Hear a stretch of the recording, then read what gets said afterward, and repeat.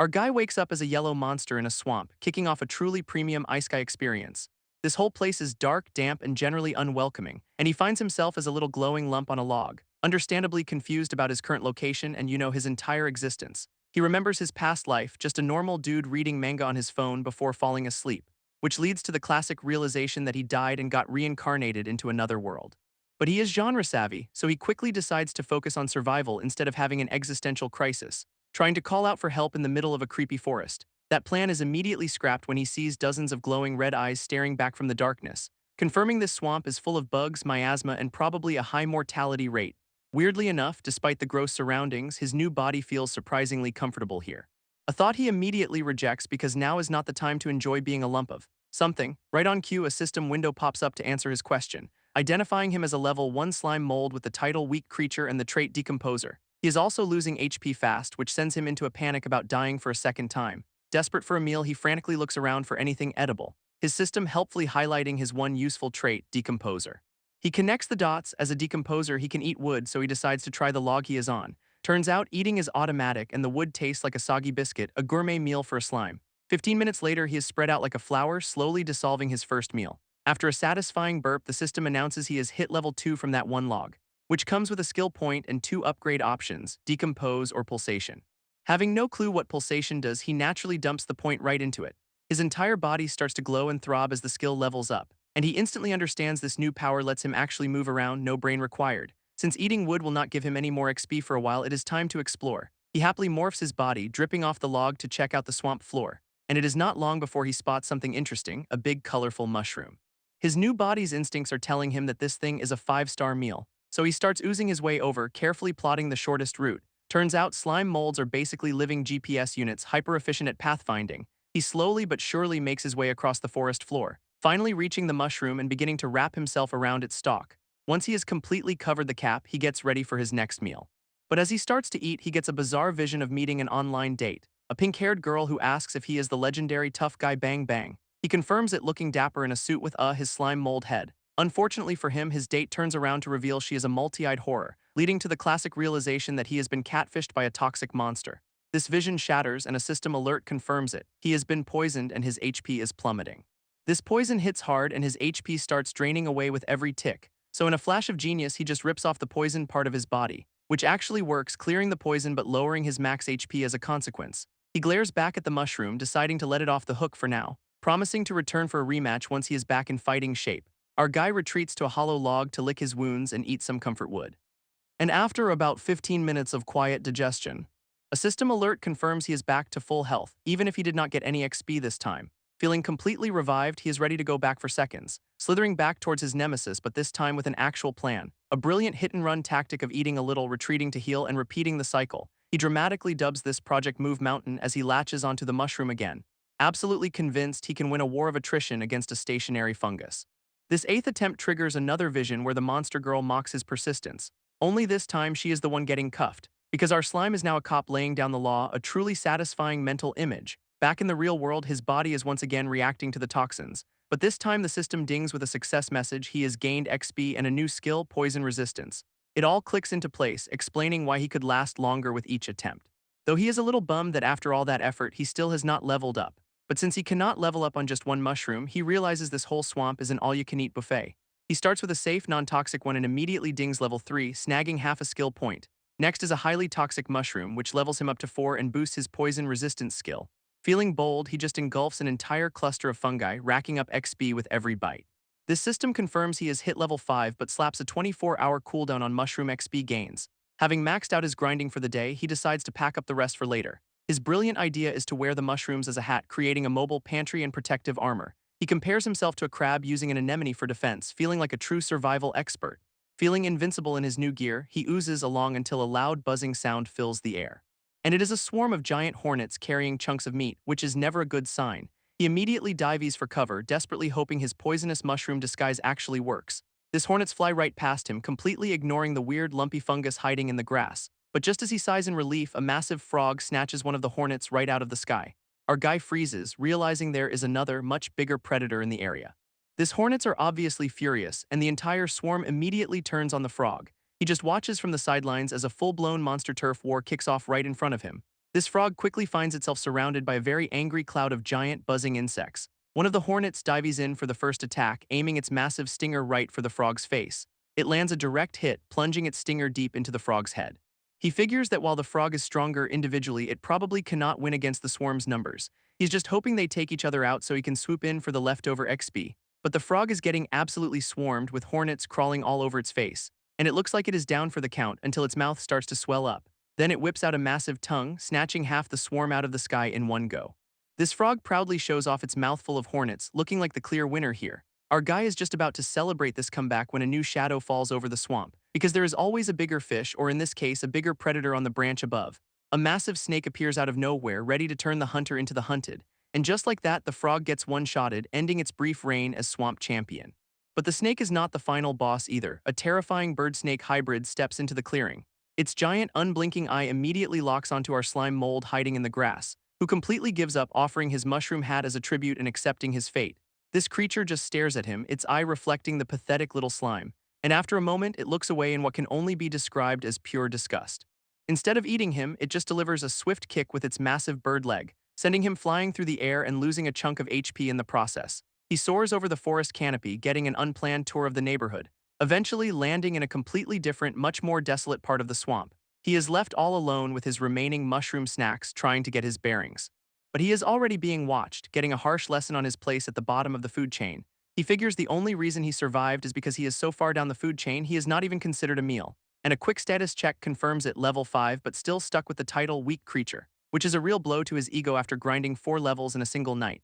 He sinks into an existential crisis, wondering how a slime mold is supposed to survive, let alone thrive. Completely exhausted, he just wishes this was all a bad dream and he could wake up in his own bed. But after a night of moping, a new day dawns in the swamp, and his morning is immediately interrupted by some green goo dripping onto his mushroom hat, which turns out to be corrosive, dealing tick damage the moment it touches his body. This sudden shock of pain actually unlocks a new skill called Burst, a powerful thrust ability. He immediately uses it to dodge, sending his mushroom pantry flying as he face plants on a log. Shaking himself off, he looks up to find the attacker is a weirdly buff-looking snail. That green goo is apparently acid liquor, which the snail is just casually spitting onto another mushroom. This stuff is so potent it starts dissolving the fungus on contact, and our guy is absolutely furious watching this thief melt and eat his hard-earned food.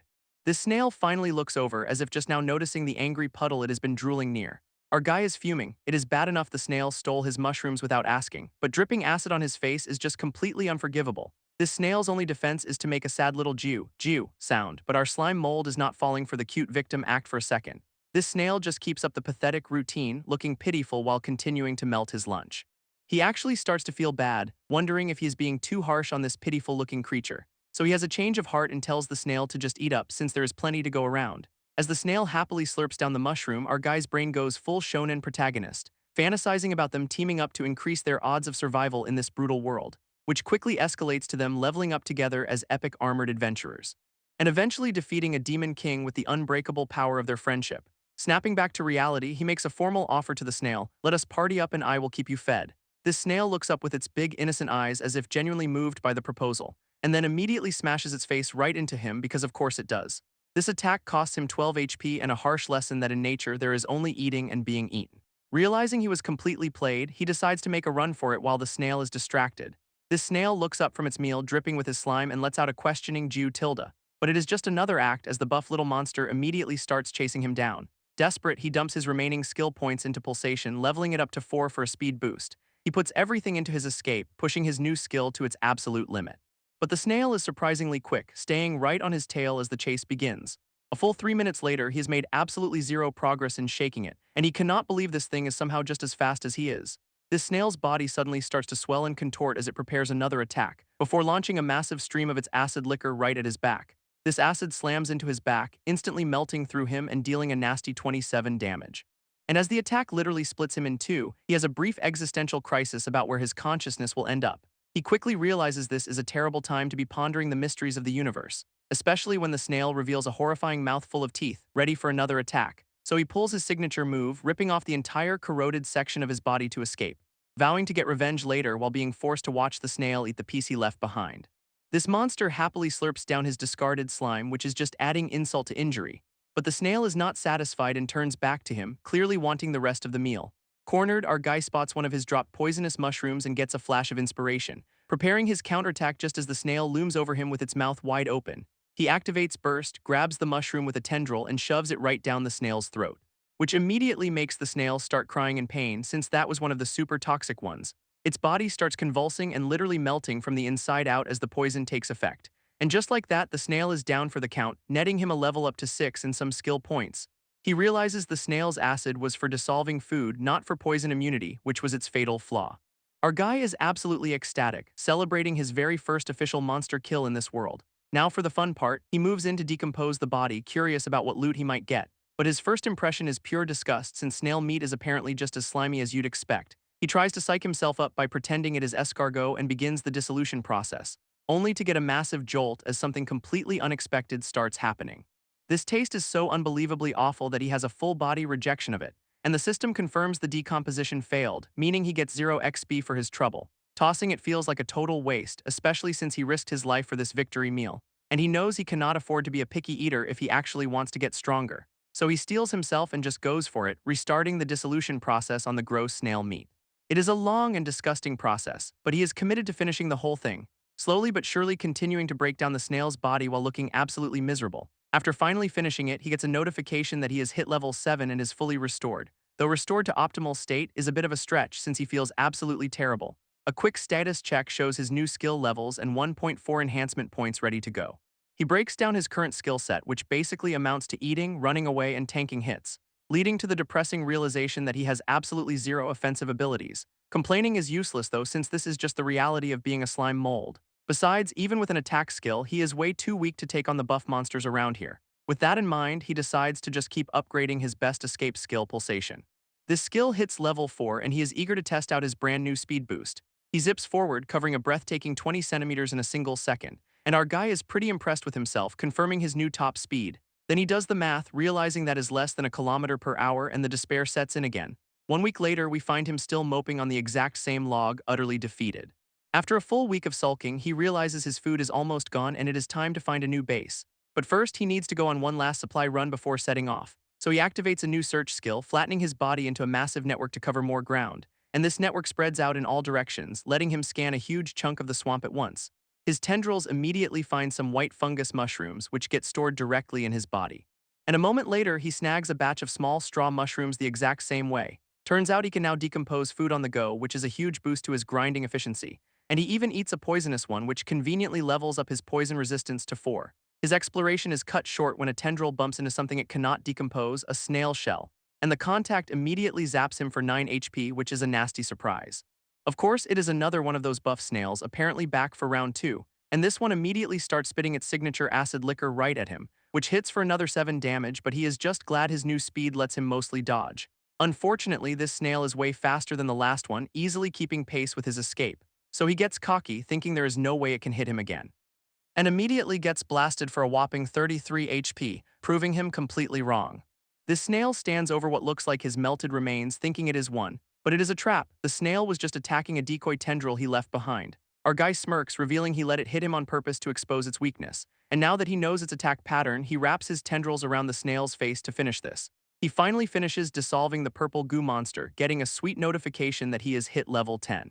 And he has to admit, even though it is disgusting, the XP from monsters is just too good to pass up. With that done, he decides to set off for a new area but immediately senses something lurking nearby. Thinking it is just another snail, he confidently calls out to the creature hiding in the grass, which turns out to be a massive, terrifying blade-legged centipede.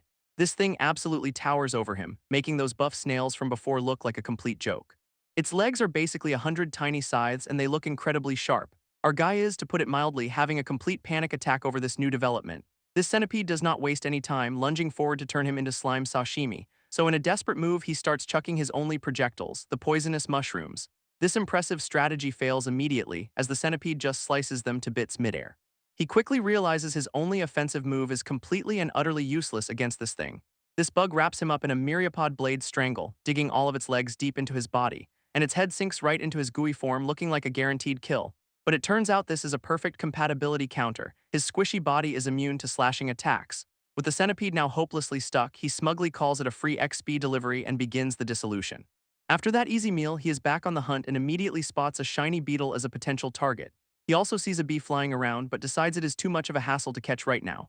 Then he spots a cockroach and decides that is a hard pass. Some things just are not worth the XP. For now, he is content to just chill in a sunny patch of grass with a berry he found along the way. A quick status check shows he is now level 13 with his escape skill pulsation already at level 8. Our guy is feeling great, realizing that a meat-based diet is the secret to rapid leveling. He is already planning his next meal, dreaming of climbing the food chain from bugs to frogs and crabs. This immediately escalates to him fantasizing about conquering the world once his growth snowballs. His grand plans are put on hold when he stumbles across a random pool of water in the forest, and he figures there must be good resources underwater, wondering if he can go exploring. Deciding there is only one way to find out, he cautiously dips a part of his body into the water, which turns out to be a terrible idea as he immediately starts bloating up like a balloon. He quickly remembers some basic biology. Osmosis is a huge problem for a single-celled organism in fresh water, so his grand plan to explore the underwater world is officially cancelled for now. Just then, a massive crab-like monster crawls out of the very same pool. And our guy cannot believe his luck because that looks like a prime meal. This crab is just sitting there blowing bubbles, looking completely unaware of the danger. He is already picturing a gourmet crab dinner, a welcome change after eating nothing but bugs. So he tries his best come here little guy routine, hoping to lure it onto dry land. But the crab is not falling for it and just climbs onto a nearby rock instead. It just sits there blowing an even bigger cluster of weird green bubbles from its mouth, leaving him pretty annoyed that his master-level persuasion skills have failed him completely. Since he cannot risk going in the water, he starts brainstorming other ways to get his meal, like poisoning the pool. But the crab makes the first move, unleashing a high-pressure bubble barrage right at him. That bubble barrage turns out to be a literal water gun, piercing right through his body. And the stream of water blasts the ground behind him with some serious force. He's completely stunned, taking a solid 25 damage from a single hit, and while he is still reeling, another jet zips past, clipping him for another 10 HP. He barely manages to scramble behind a tree for cover as the attacks keep coming. Realizing this crab is on a whole different level than the bugs he has been fighting, so he decides to play the long game, waiting for the crab to get bored and leave. After a moment, the crab seems to give up and slips back into the water, or so he thinks, because it was a total fake-out and the crab immediately climbs onto the shore. Now on dry land, the monster looks way more intimidating than it did in the water, and it even has a dash skill, charging straight for his hiding spot at full speed. Our guy is absolutely horrified, realizing the hunter has officially become the hunted. In a panic, he starts oozing his way up the tree to escape the charging crab, lamenting his sudden shift from planning a meal to running for his life in seconds. But his escape route is blocked by a giant multi-eyed spider just chilling on the trunk. He is so focused on the crab that he just tells the spider to get out of his way, even getting cocky and warning it that he has eaten plenty of bugs just like it before. This spider, predictably, does not appreciate being talked down to by a blob of goo. It immediately unleashes an arachnid slash, striking him with its bladed leg, which lands for a massive 30 damage, leaving him totally confused about why his slash immunity suddenly failed him. It turns out this spider is level 16 with a Way of the Sword skill, which explains why its slash actually worked. Meanwhile, the crab is still blasting the tree with its water cannon, not letting up for a second, leaving our guy at 17 HP, completely trapped between the spider above and the crab below. This spider just stares him down, and he can only curse his absolutely rotten luck. As the bubble barrage continues, he realizes he's been forced into a total dead end, but in a stroke of genius he dodges, letting the water jet fly past and nail the spider instead. This spider gets blasted off its perch, looking seriously ticked off by the friendly fire. And now, completely ignoring the slime, it has a new target in its sights. It leaps down from the tree, going straight for the crab on the ground below, immediately unleashing an arachnid silk shot that covers the crab in sticky webs. This spider follows up with a powerful arachnid slash, aiming to finish the crab quickly, but the attack just bounces off the crab's tough crustacean carapace. Using its arachnid silk control, the spider starts wrapping the crab up even tighter. And the crab finds itself completely tangled, unable to move its massive claws. Watching from above, our guy congratulates himself on his brilliant plan to make the two monsters fight each other. This crab seems to be panicking, blowing more of its weird green bubbles while trapped. Seeing an opening, the spider moves in for the kill, raising its bladed leg to strike a weak spot. But the crab manages to free a claw, swatting the spider away with a massive swing.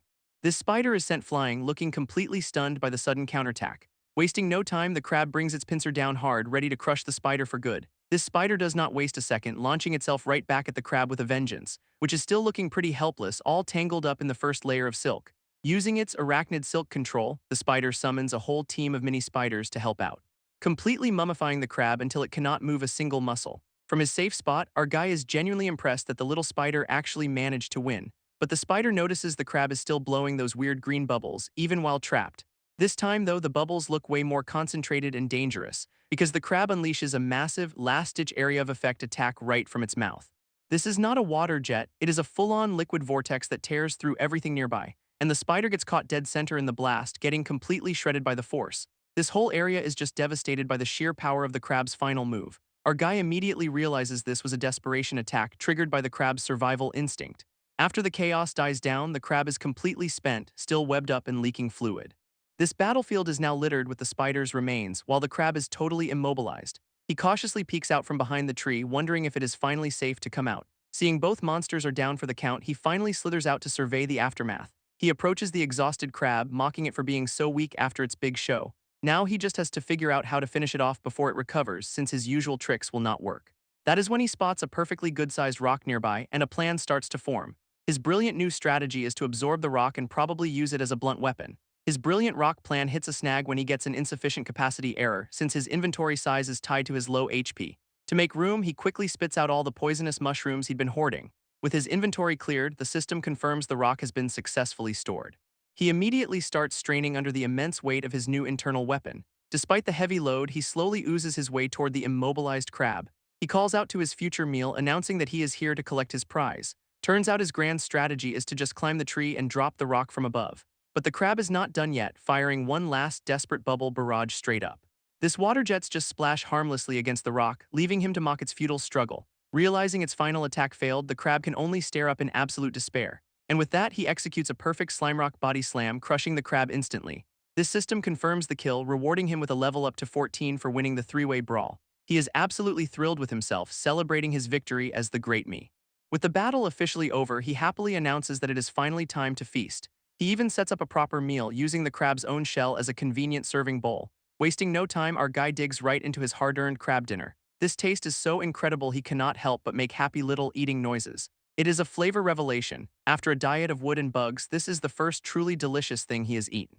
He is so moved he starts crying, vowing to survive just to find more good food in this world. Thanking nature for the gift, he makes sure not to let a single delicious bite go to waste. After that massive meal, his status screen confirms he is a well-fed level 14 slime with full HP. And feeling totally motivated, he decides it is finally time to work on that special project. So he finds a quiet spot in the woods to begin his intense, top-secret training regimen.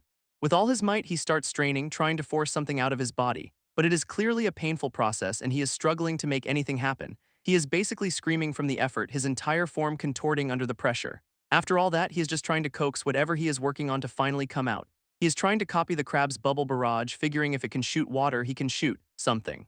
So he gives it one more massive push, putting every ounce of his being into the attempt. This grand result is a tiny, pathetic little blob that just plops onto the ground. To make matters worse, it came out the wrong end and he has zero control over the direction. He is completely dejected, realizing his first attempt at a ranged attack was a total failure. Calling the whole thing outrageous, our guy is not ready to give up just yet. This time he tries activating his burst skill, which unleashes a proper high-pressure jet.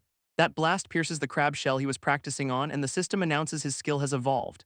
His burst skill is now Cytoplasm Spray, a move that lets him shoot his own body mass as a projectile. He is absolutely ecstatic, confirming that skills in this world can actually be upgraded through use. Then he notices the best part: the old 5-minute time limit on burst is completely gone. He immediately starts practicing, firing off shots with his new and improved ability.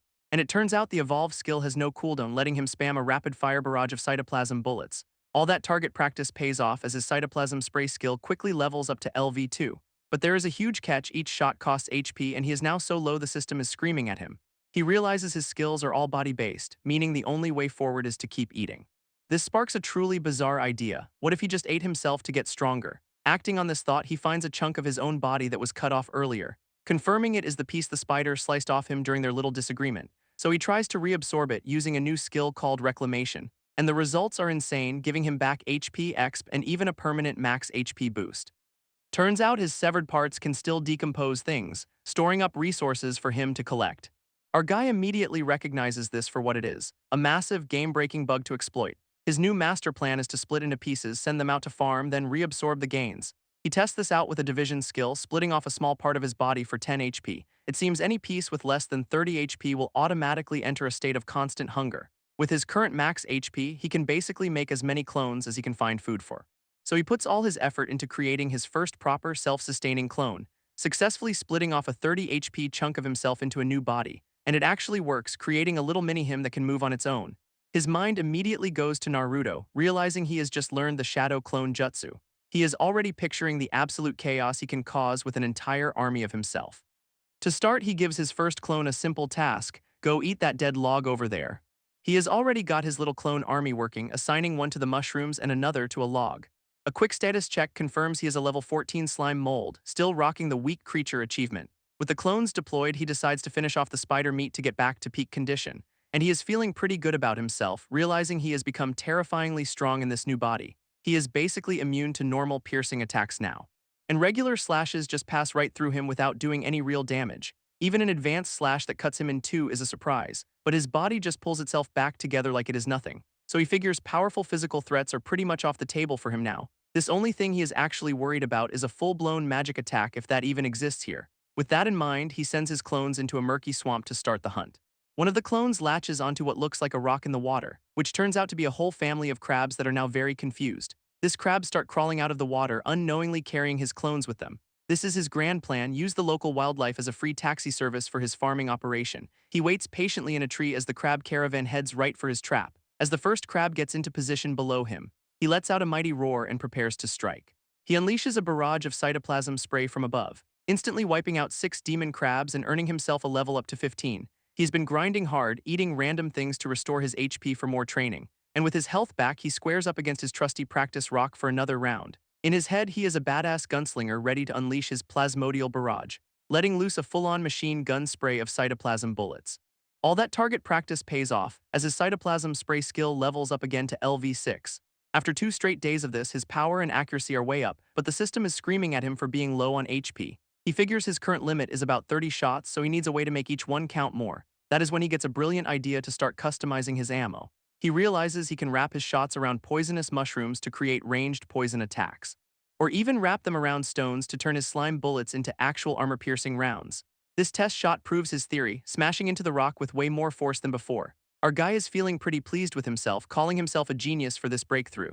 Just then he hears a strange noise and spots a glowing light coming from a nearby tree hollow. It looks like some kind of firefly, but it is way too big and bright.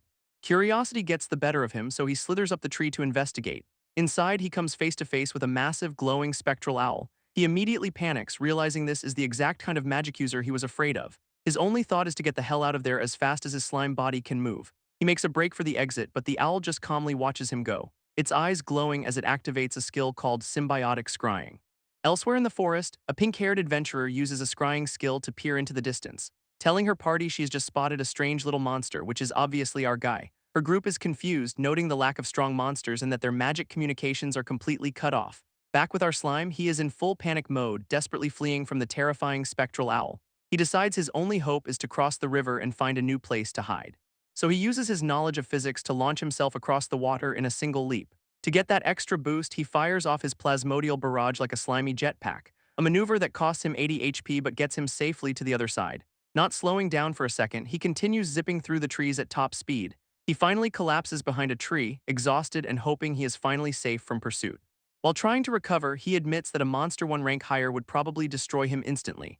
At that exact moment, a horrifying, oppressive aura appears right behind him, and he is terrified, realizing the owl's presence is even more intense than the snake crane's was. But when he looks back, he realizes it is not an owl at all. It is the massive glowing talon of some gigantic beast that just stomped down. He is just a tiny speck of slime compared to the sheer scale of this new creature.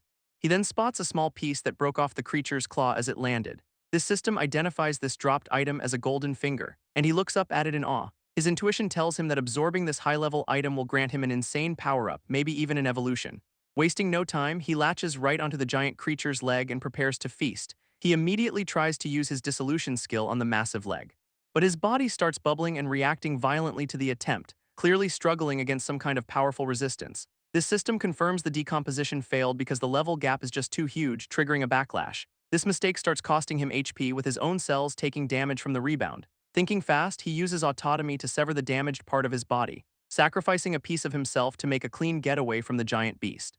He is kicking himself for not leveling up his skills sooner while his body slowly regenerates. Leaving that top-tier material behind is painful, but he vows to come back after he is stronger. Just as he is making his new plan, the ground starts shaking violently around him. It turns out that golden finger he saw earlier is now falling from the sky like a meteor, and it slams into the ground, creating a massive impact crater.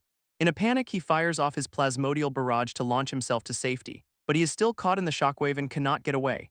This dust settles, revealing the sheer devastation left by the impact. From a safe distance, he peeks out from behind a tree, completely stunned. Our guy is officially traumatized, realizing the outside world is way too dangerous for him. He decides to abandon his grand plans and just dig a hole to farm safely underground, where he immediately stumbles upon the very same glowing talon buried deep in the earth. It seems fate has just delivered his ultimate power-up right to his doorstep. This backlash from trying to eat the giant's leg was a brutal lesson in power gaps, and a quick mental map confirms he is still way too close to both the beast and that spectral owl. He decides to lay low for a bit, setting up a temporary base to recover and plan his next move. So he gets to work using his dissolution skill to start carving a home right into a tree. This strategy is simple, a small entrance and a big interior to keep out any unwanted guests. Putting on his imaginary hard hat, our guy officially begins construction on his new safe house. He puts his dissolution skill on overdrive, drilling and shaping his personal little bunker. While digging, he stumbles upon some luminous mushrooms, a perfect mix of a light source and weak poison. He even makes himself a comfy moss bed because every evil genius needs a proper lair. With a light, a bed, and some food, he declares his new base officially mission complete. His grand design was a bit more ambitious than the final product, but hey, it is a start. He kicks back with a stick, feeling like the king of his new, very tiny castle. For the first time in a while, he actually feels secure, finally able to relax for a moment. But his peace is immediately shattered by an incredibly loud buzzing from right outside. Annoyed, he pops his head out to tell whatever it is to keep the noise down. Turns out the noise is a massive swarm of giant wasps, which immediately gives him an idea. These things are no joke either, looking more like flying tanks than regular insects. He tests out his theory with a quick shot, instantly taking one of the wasps out of the air. After getting the exp notification, he gives the rest of the swarm a cheerful little hello, which immediately draws the full undivided attention of every single angry wasp in the area. He immediately zips back inside his treehouse to lay low, but the entire angry swarm just follows him right into the hollow, so he cleverly plugs the entrance with a piece of his own body. His plan works perfectly, turning him into a living fly trap as the exp notifications flood his screen. After dealing with the intruders, he peeks out and spots a few more stragglers, which leads him directly to their massive hive hanging from a nearby tree. He quietly slithers onto a branch, getting into the perfect ambush position. With the nest in his sights, he is ready to take out the entire colony for good. A few patrol wasps notice him and start circling suspiciously, and in an instant, the whole hive swarms out to meet the threat. He is not worried in the slightest, confident their normal attacks are completely useless against him. This wasps completely engulf him, forming a massive, buzzing ball around his body. Turns out they have a special move, vibrating together to cook him alive from the inside. He starts taking tick damage and realizes this is a genuinely bad situation, forcing him to blast his way out with a desperate plasmodial barrage. But one of the wasps just casually throws up a beeswax shield to block the shot, completely nullifying the attack before smacking him right off the branch. He quickly understands that the wasps guarding the hive are on a whole different level. At that moment, a new, more regal-looking wasp appears, holding a tiny wand, and it begins casting a spell, a magic circle glowing at the tip of its weapon. Turns out that Wasp Mage's spell is Swarm Summon, calling in the entire hive to join the party. And our guy realizes he is up against an evolved Hornet Mage with its own guards and workers. This mage just buzzes ominously, clearly unimpressed by his little slime antics. Its newly summoned swarm immediately charges forward, ready to overwhelm him with sheer numbers. Not one to back down, he prepares to unleash his own plasmodial barrage, letting loose a full-on machine gun spray to try and thin the herd. His shots connect, shredding right through the first wave of attackers. But every bullet costs HP, and he is burning through his health bar way too fast. Luckily, he is still attached to the tree, constantly dissolving it to regenerate HP on the fly. Just as he is getting into a rhythm, a guard wasp pops a beeswax shield and blocks his attack cold. Another one with a shield shows up, and he realizes he is almost out of stones for his special ammo. So his next shot gets blocked too, leaving him wide open as the wasps close in. A couple of them land directly on his body, trying to tear right into him. But he just thinks they are idiots for delivering themselves to his doorstep and starts dissolving them. His body completely envelops the wasps, breaking them down with his dissolution skill, and with a smug look, he decides to graciously accept their gift of free materials. This system confirms he has looted some bee spears and stingers, though his inventory is now full. Wasting no time, he wraps a stinger in cytoplasm, creating a new, deadlier type of ammo, and this upgraded shot punches straight through a guard's shield, taking it down in one hit, leaving the Hornet Mage genuinely surprised that its defenses were just completely bypassed. Seeing the mage pull back, the rest of the swarm follows its lead, and our guy gets a little too confident, thinking they are retreating because he is just that strong now. Turns out the Hornet Mage was just getting into casting position, not running away at all. It starts gathering a massive glob of honey, preparing some kind of special attack. But the slime's train of thought immediately derails because all he wants is to taste it. Unfortunately for him, the mage then sets the honey ball on fire with a beginner magic spell, unleashing a spark ember right at his face. This flaming projectile comes flying in way too fast for him to dodge, and it smacks him for a solid 70 HP, catching him completely by surprise. This mage follows up with a volley of smaller fireballs, not giving him a second to recover. He realizes fire magic is his hard counter, and with the sticky honey slowing him down, he has to run. He desperately dodges the incoming attacks as they explode all around him, deciding to make a tactical retreat with another plasmodial barrage escape. He launches himself off the branch, hoping to outspeed the swarm.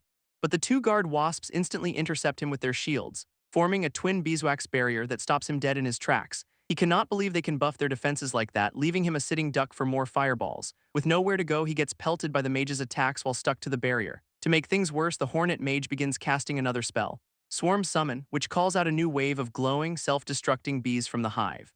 These newly summoned bees are basically living bombs, and they are all heading straight for him, slamming into the tree and immediately detonating on impact one after another, which triggers a massive chain reaction that completely engulfs the branch in fire, sending a very unfortunate chunk of our guy flying out of the explosion. He splatters onto a lower branch, looking pretty melted and definitely not having a good day. This hornet mage, of course, just buzzes smugly while orchestrating the whole beatdown. Our boy is just trembling, finally realizing he picked a fight with the wrong neighborhood.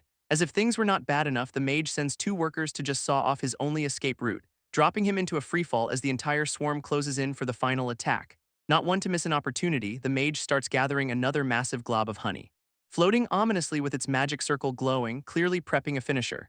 It casually aims the giant honey ball with a flick of its little wand, before lighting the whole thing up into another massive flaming projectile. This supersized spark ember comes screaming down at him while he is still falling, giving him absolutely zero time or space to escape the impending doom. This impact creates a colossal explosion on the ground, wiping out everything in the blast zone. From above, the mage and its guard look down, completely satisfied with the result.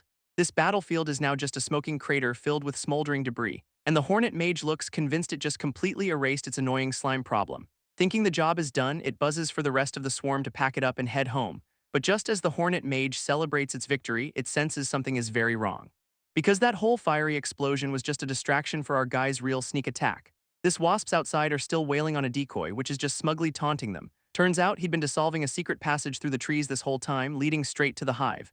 He sacrificed a chunk of HP to create a split-body clone, making the perfect bait for the swarm. And while every wasp was busy with the decoy, the real slime slipped right into their home base. He burst through the hive's interior wall, completely bypassing all their defenses. Using a search skill, he spreads his body through the tunnels like a living radar system, mapping out the entire nest to pinpoint his primary target. His first stop is the nursery, which is definitely not the right place. This next chamber is just full of eggs, so he keeps on moving. He then stumbles into the honey storage, and for a second he almost forgets the mission entirely. But he shakes it off, reminding himself that sweet, sweet revenge comes before dessert. So he smashes right through another wall, getting closer to his objective. And there she is, the one he was looking for, the massive queen bee. She is just casually munching away, completely oblivious to the intruder in her royal chambers. At that exact moment, the hornet mage and its guards realize they have been played and rush back inside. This whole elite squad shows up ready for a fight, looking absolutely furious, only to find our guy has already wrapped himself around their queen, holding her hostage. This queen herself looks like she's about to have a full-on panic attack. This hornet mage points its wand, clearly not in the mood for a peaceful resolution, as its elite guards get into formation, ready to storm the chamber on command. Our guy asks if there is any room for negotiation, pretending to play the hostage card, before immediately taking out the queen himself because negotiations are for chumps. This hornet mage is left absolutely speechless, watching its entire world crumble in an instant. Outside, the entire swarm just drops dead midair, their connection to the hive completely severed. Turns out taking out the queen is a one-shot kill for the whole colony. He muses that low-level monsters are predictable, just as the system floods him with enough exp for 2 level-ups. With the battle won, a quiet night falls over the forest, and the entire hive crashes to the ground, leaving him a massive pile of loot to absorb. His new status screen shows he has jumped to level 21 with a huge HP boost and a new skill. He also got a skill called Central Command, which is pretty useless right now since he has no minions. He is a little annoyed he could not just dump points into his main racial skill, but the massive HP gain is a nice consolation prize. Plus, his inventory is now overflowing with high-tier honey that restores 400 HP a pop. He stands over the remains of the hive, taking in his complete and total victory. For a moment, he feels a strange mix of emotions, even without a heart to feel them with. He reflects on his journey from prey to predator, having now conquered snails, spiders, and an entire hornet colony. Then we get a sudden, heartbreaking cut to a little crab kid waiting for his dad to come home, who is apparently out entertaining clients but is actually, dissolved. This scene just lingers on a crab-shaped clock, a grim reminder of the families he has been wrecking. Turns out that whole crab family subplot is coming back to haunt him in his dreams, starting with the wife getting worried. So she and their son head out into the night to find the missing dad. They eventually spot a lone, stumbling figure in the distance. And the little kid gets super excited, thinking his dad's finally home. Seeing him wander off in the wrong direction, the kid runs over to help. But as he gets closer, he realizes something is terribly wrong. This figure reveals itself to be our slime, who cruelly tells the kid how delicious his father was. This poor kid just lets out a blood-curdling scream of pure terror, which is actually our guy screaming, having a full-on "Am I the villain?" nightmare. He wakes up alone in the forest, clearly rattled by the whole experience. After a moment, he chalks up the guilt to his leftover human mentality, deciding that in this world you are either the hunter or the prey, and he has made his choice. With his existential crisis over, he decides to go reclaim the split body he sent out exploring. He launches himself through the forest, bouncing between trees to cover ground quickly, when he suddenly spots a bright light glowing in the distance. His first thought is that it looks like a campfire, so he immediately changes course and heads straight for it. As he gets closer, he starts to wonder if he is finally about to encounter humans, and sure enough, he peeks out to find a whole party of adventurers camping out. Hiding in a bush, he is completely stunned to see actual people for the first time. This party consists of a C-rank adventurer named Nia Ross, who is chilling with her beast companion, a B-rank captain named Rake Carter, who is apologizing for getting them lost, and another B-rank, Cole, who tells him to relax because their guild master is supposedly a total beast. Problem is, their guild master has been missing for 2 whole years after taking a mission from the Pope. A quick flashback explains this guild master Gon built his 100-style guild on fairness and acceptance.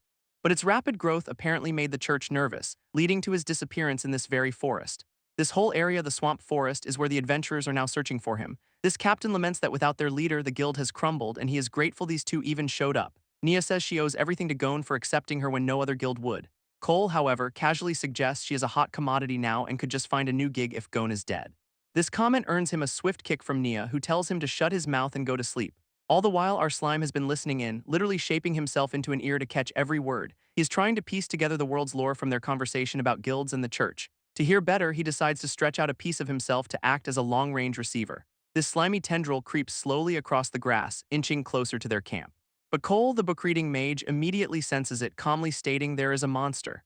This slime's sneaky appendage is suddenly caught completely out in the open, and gets instantly impaled by an ice spike that shoots right out of the ground.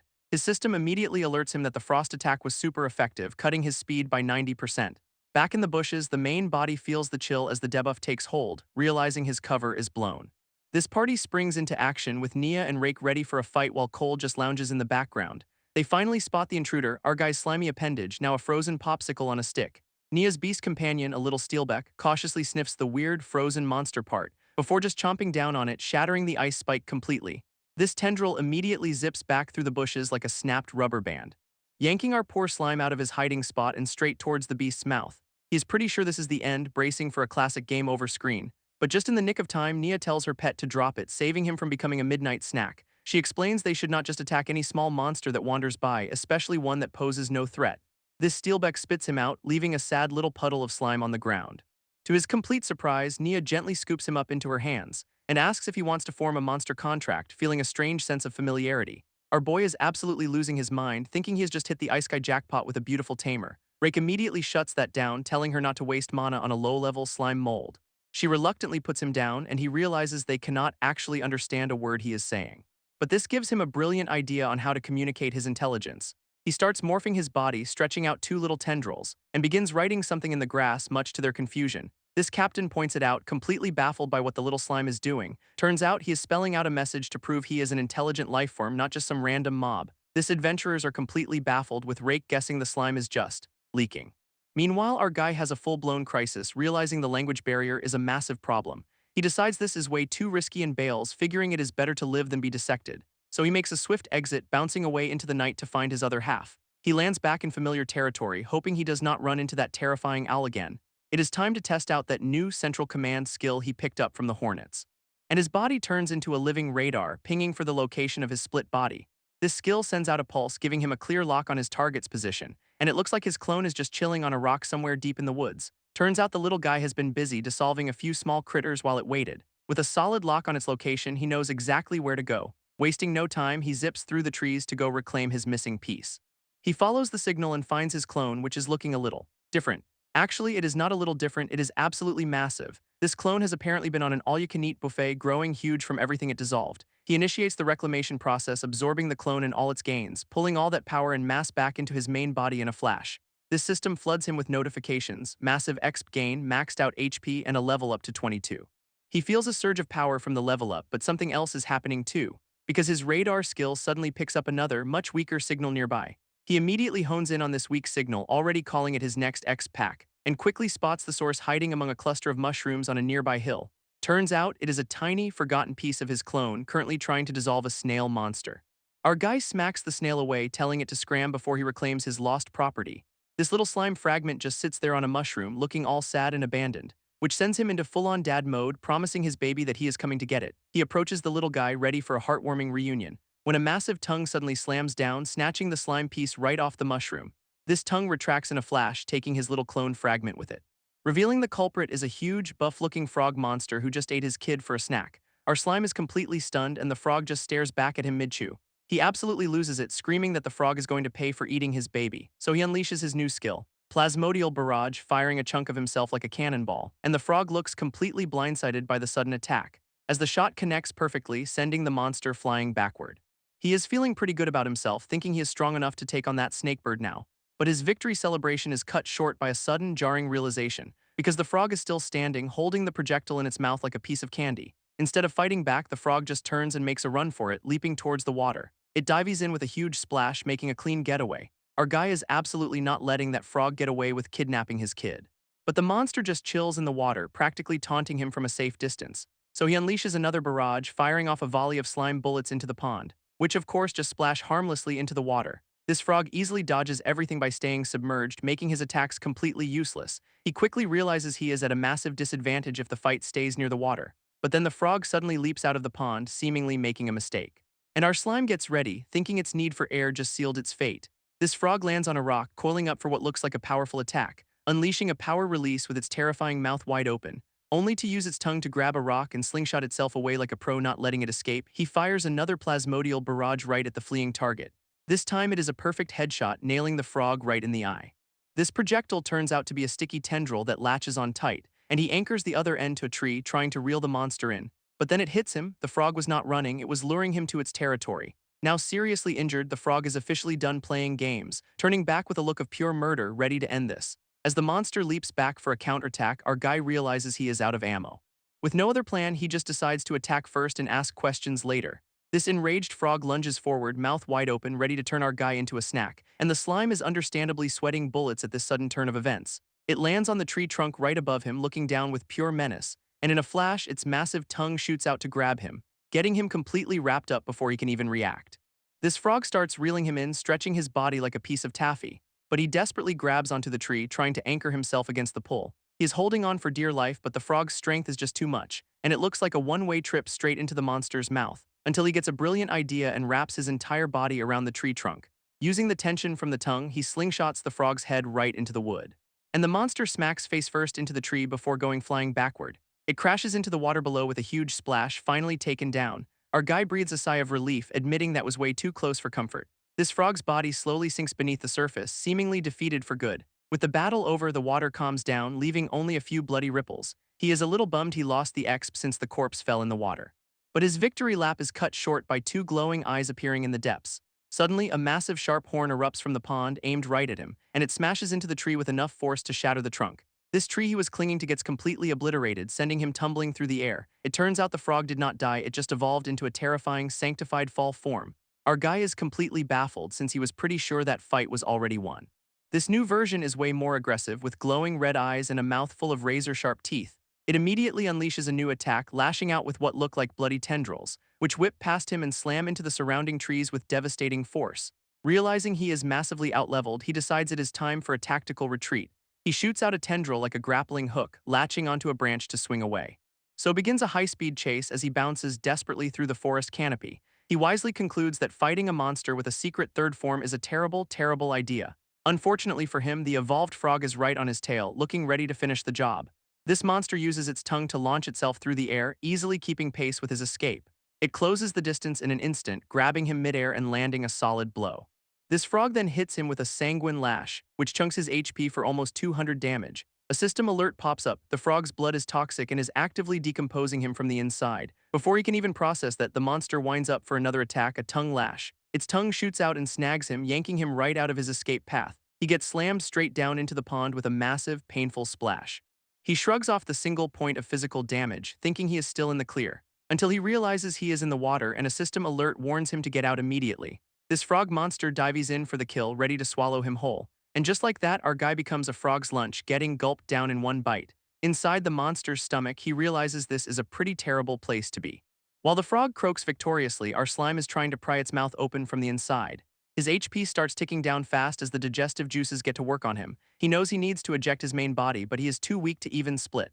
This frog just floats there, completely oblivious to the war happening in its gut. With no other choice, he decides to gamble on a truly insane plan B. He starts using the frog's own mouth to absorb the pond water around them. His body begins to swell rapidly as he pulls in more and more liquid. This frog finally realizes something is going horribly wrong with its snack. Our guy's new plan is simple: stuff the monster to death from the inside out. This frog is visibly straining as the slime continues to expand at an alarming rate. To fuel his growth, he chugs all of his stored hornet monster's honey for a massive HP recovery. Now a giant, bloated mass, he prepares to give the frog a fatal case of indigestion. With a final push, he bursts out of the monster in a spectacular explosion. He flies through the air, now a massive, spiky blob himself. This system rewards him with exp and a new antibody skill for surviving the toxic blood. Landing back in the pond, he is now so huge he practically fills the entire thing. He looks down at his new form, completely stunned by his own massive size. This system confirms he got a new skill, osmotic pressure regulation, and his HP is now over 10,000, but it is on a 1-hour timer. Turns out this new skill is exactly how he managed to absorb all that pond water without bursting. He realizes his massive size was the key to this unexpected power-up. But the good mood vanishes when he remembers all that bonus HP is about to disappear. He decides he cannot waste this temporary god mode he got from chugging his entire inventory. With his current size, he is basically a full-on kaiju ready to rampage through a city, which gives him a brilliant, game-inspired idea on how to maximize his gains. He starts rolling around the pond like a giant Katamari ball, absorbing and decomposing everything for exp. Trees, bushes, random debris, it all gets vacuumed up, feeding his level-up grind. Meanwhile, the local fish population is just swimming around, completely unaware of the chaos above. That is, until our guy plows through the water, accidentally catching a few of them in his massive body. He quickly finds that moving underwater is a huge pain, and chasing these tiny fish just is not worth the effort. So he decides to take this party back to dry land where he can really get rolling. He begins hauling his colossal form out of the pond, leaving the water level significantly lower than it was before he got there. His grand exit is witnessed by a couple of otter-like creatures who are just trying to have lunch. He looms over them like some kind of green god, offering a friendly but absolutely terrifying hello. Without waiting for a reply, he just rolls right past them, continuing on his way. He casually announces he is taking their fish, snatching it with a quick tendril. And just like that, he leaves the poor otters covered in slime, completely baffled by what just happened. He decides to spare any cute monsters to prove he has still got his humanity, which is immediately put to the test when he spots a little fire-tailed squirrel. This thing gets instantly aggressive, its tail flaring up like a torch, and it launches a surprisingly massive fireball right at him. This attack lands, and he realizes fire magic is super effective against his new body. Since the little guy started the fight, all bets are officially off. And he gives it a lecture about fire safety before rolling right over it.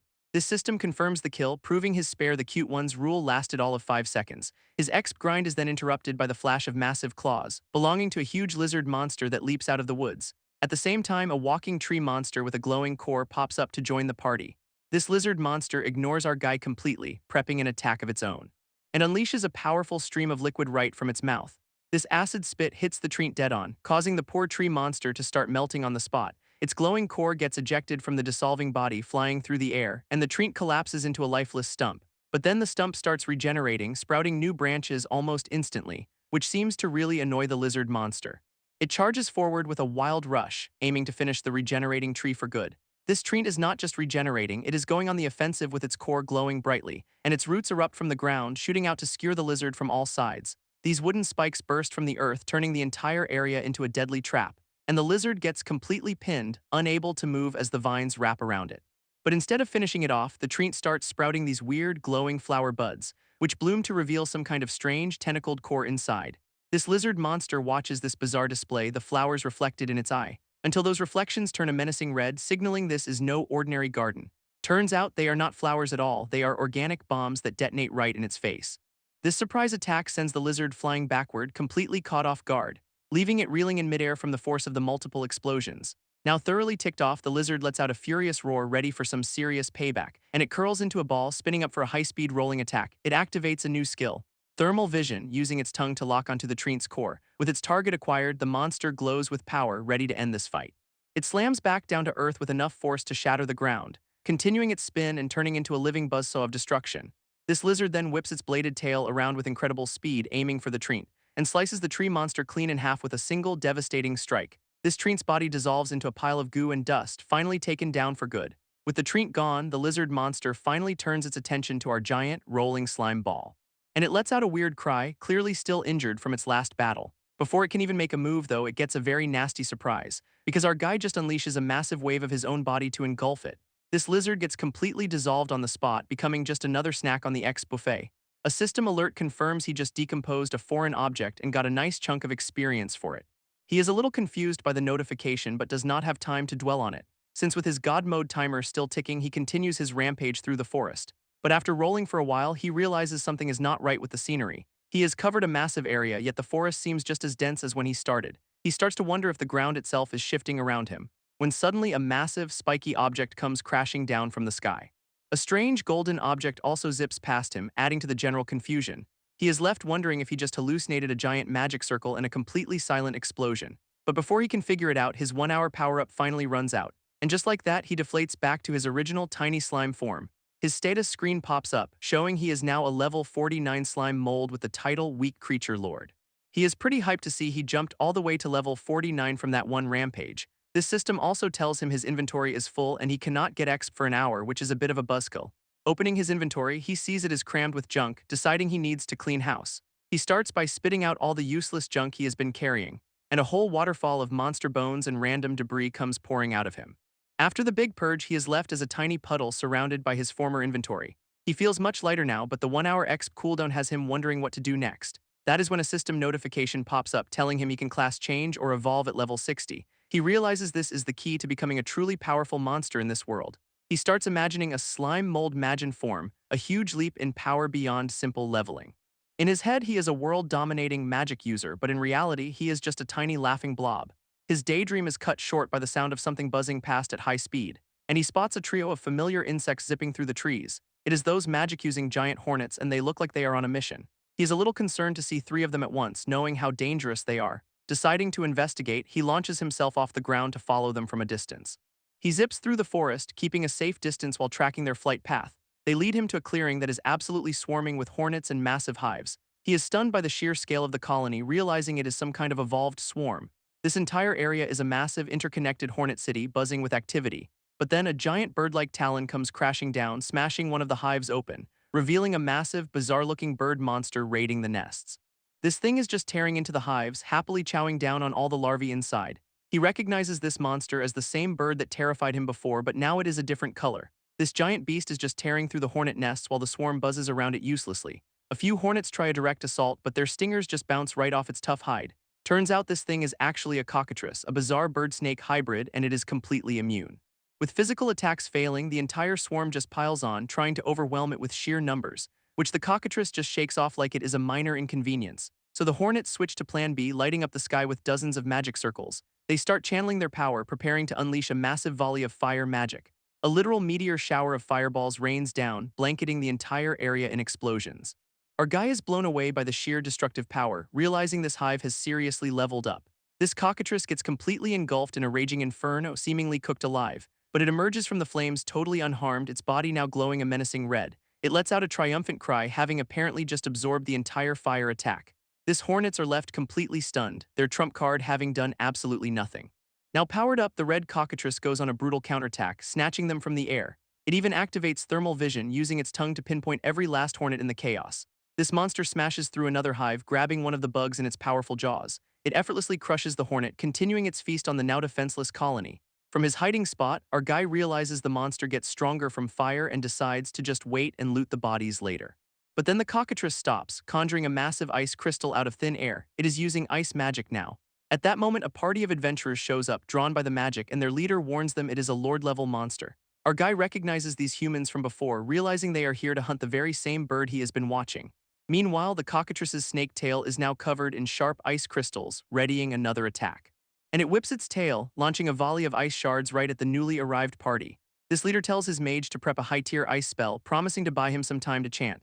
This mage, Cole, looks way too confident, promising to one-shot the beast for his captain. Before he can even start, the cockatrice lunges forward with a lightning-fast claw strike, and the leader barely gets his shield up in time, getting knocked back by the sheer force of the blow. It immediately follows up, pinning his shield to the ground with its massive talon. He struggles under the pressure, realizing this thing has evolved and is way stronger than he expected. Using a shield counter skill, he manages to shove the monster back, creating some distance. But the counterattack completely shatters his shield, leaving him defenseless. With his guard broken, the snaketail head lunges in for the final bite. But the girl in their party summons a massive armored boar to intercept the attack. This piggy slams right into the cockatrice's side, knocking it off balance just in time. This leader barely dodges the fangs, realizing he was a split second away from getting taken out. Thrown off by the surprise tackle, the monster stumbles back, giving the party a moment to regroup. Now it is properly angry, letting out a gurgling cry as it prepares a new attack. It opens its beak and unleashes a massive torrent of fire, switching back to its original element. Turns out this is a high-tier spell. Pseudo-Dragon Breath, and the adventurers are caught right in the blast zone. With the Dragon Breath attack incoming, Cole slams his staff down to cast a defensive spell, summoning a massive glacial barrier to shield the entire party from the inferno. This fire collides with the ice wall in a huge explosion of steam and raw power. And from the sidelines, our little slime is just enjoying this spectacular light show. Unfortunately for them, the fire is so intense that the high-tier ice magic starts melting almost immediately, forcing Cole to strain with everything he has got just to hold the barrier together. But it is not enough, and his defense shatters into a million pieces, leaving the party exposed.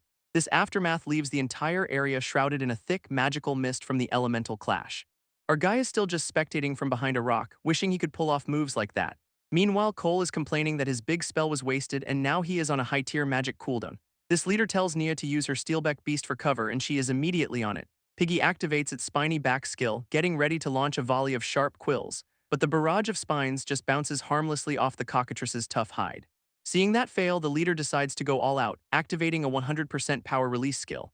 He launches himself forward and sends the monster flying straight up with a massive uppercut, leaving the cockatrice stunned midair, completely dazed by the sudden assault. Wasting no time, he leaps into the sky after it, ready to bring down a meteor hammer skill, and he smashes the hammer right into the monster's back, driving it toward the ground. But that snake tail has a mind of its own, whipping around to bite him mid-attack, and its fangs sink deep into his arm, stopping his finishing blow cold. Even with the snake tail latched onto his arm, the leader just grits his teeth, determined to end this. With the cockatrice finally down, the rest of the party celebrates what they think is a hard-won victory. Our slime, meanwhile, is taking notes on human teamwork, deciding he needs to find a strong thigh to cling to. This leader tells Nia to read the monster's memories for clues, completely ignoring the still-attached snake head, which naturally rears up and sinks its fangs right into his shoulder for a second, more serious bite. This main bird head had looked completely out of commission, lulling them into a false sense of security, but its eye snaps wide open, revealing the monster was just playing dead to land a critical blow.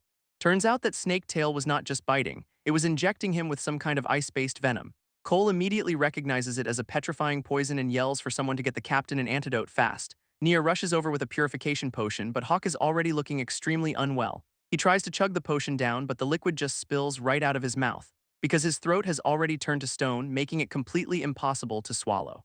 This petrification spreads in an instant, turning the party's fearless leader into a literal statue. Nia can only watch in absolute horror as her captain is permanently taken out of the fight. Cole, ever the pragmatist, screams at her that there is no time to grieve and they need to run. She is completely frozen in shock, unable to process the sudden, brutal loss. He explains the monster absorbed the captain's life force to heal itself, so they have to bail now. As the two survivors make their escape, the now-revived cockatrice slowly rises behind them. This monster lets out a quiet gurgle, watching them flee with a chillingly calm expression. While retreating, Cole pulls out another vial, looking like he is already cooking up a new plan. Cole explains they have a week to get a royal priest from the church to have any chance of saving their captain. But behind them, the fully healed cockatrice just stands there, not even bothering to give chase. Nia is completely losing it, asking Cole what on earth they are supposed to do now. With way too much confidence, he tells her he has already got a plan and starts conjuring ice magic. He unleashes an ice-gatling spell, firing a rapid volley of shards to slow the monster down, and the attack manages to freeze the cockatrice's legs solid, pinning it to the ground, though the rest of the ice barrage just pings harmlessly off its tough hide. This monster just looks annoyed, its head glowing with fire energy as it prepares to melt itself free. Seeing this, Cole screams at Nia to run, warning her another high-tier fire spell is coming. He's decided to stay behind, knowing he has to pin the monster down or neither of them will escape. After a quick thanks for a magic potion, he braces himself for a final, desperate stand. He throws up another massive glacial barrier just in time to block the incoming firestorm, leaving Nia to watch in absolute terror as the two elements clash once again. Taking the opportunity, she tells her boar to make a run for it while Cole holds the line.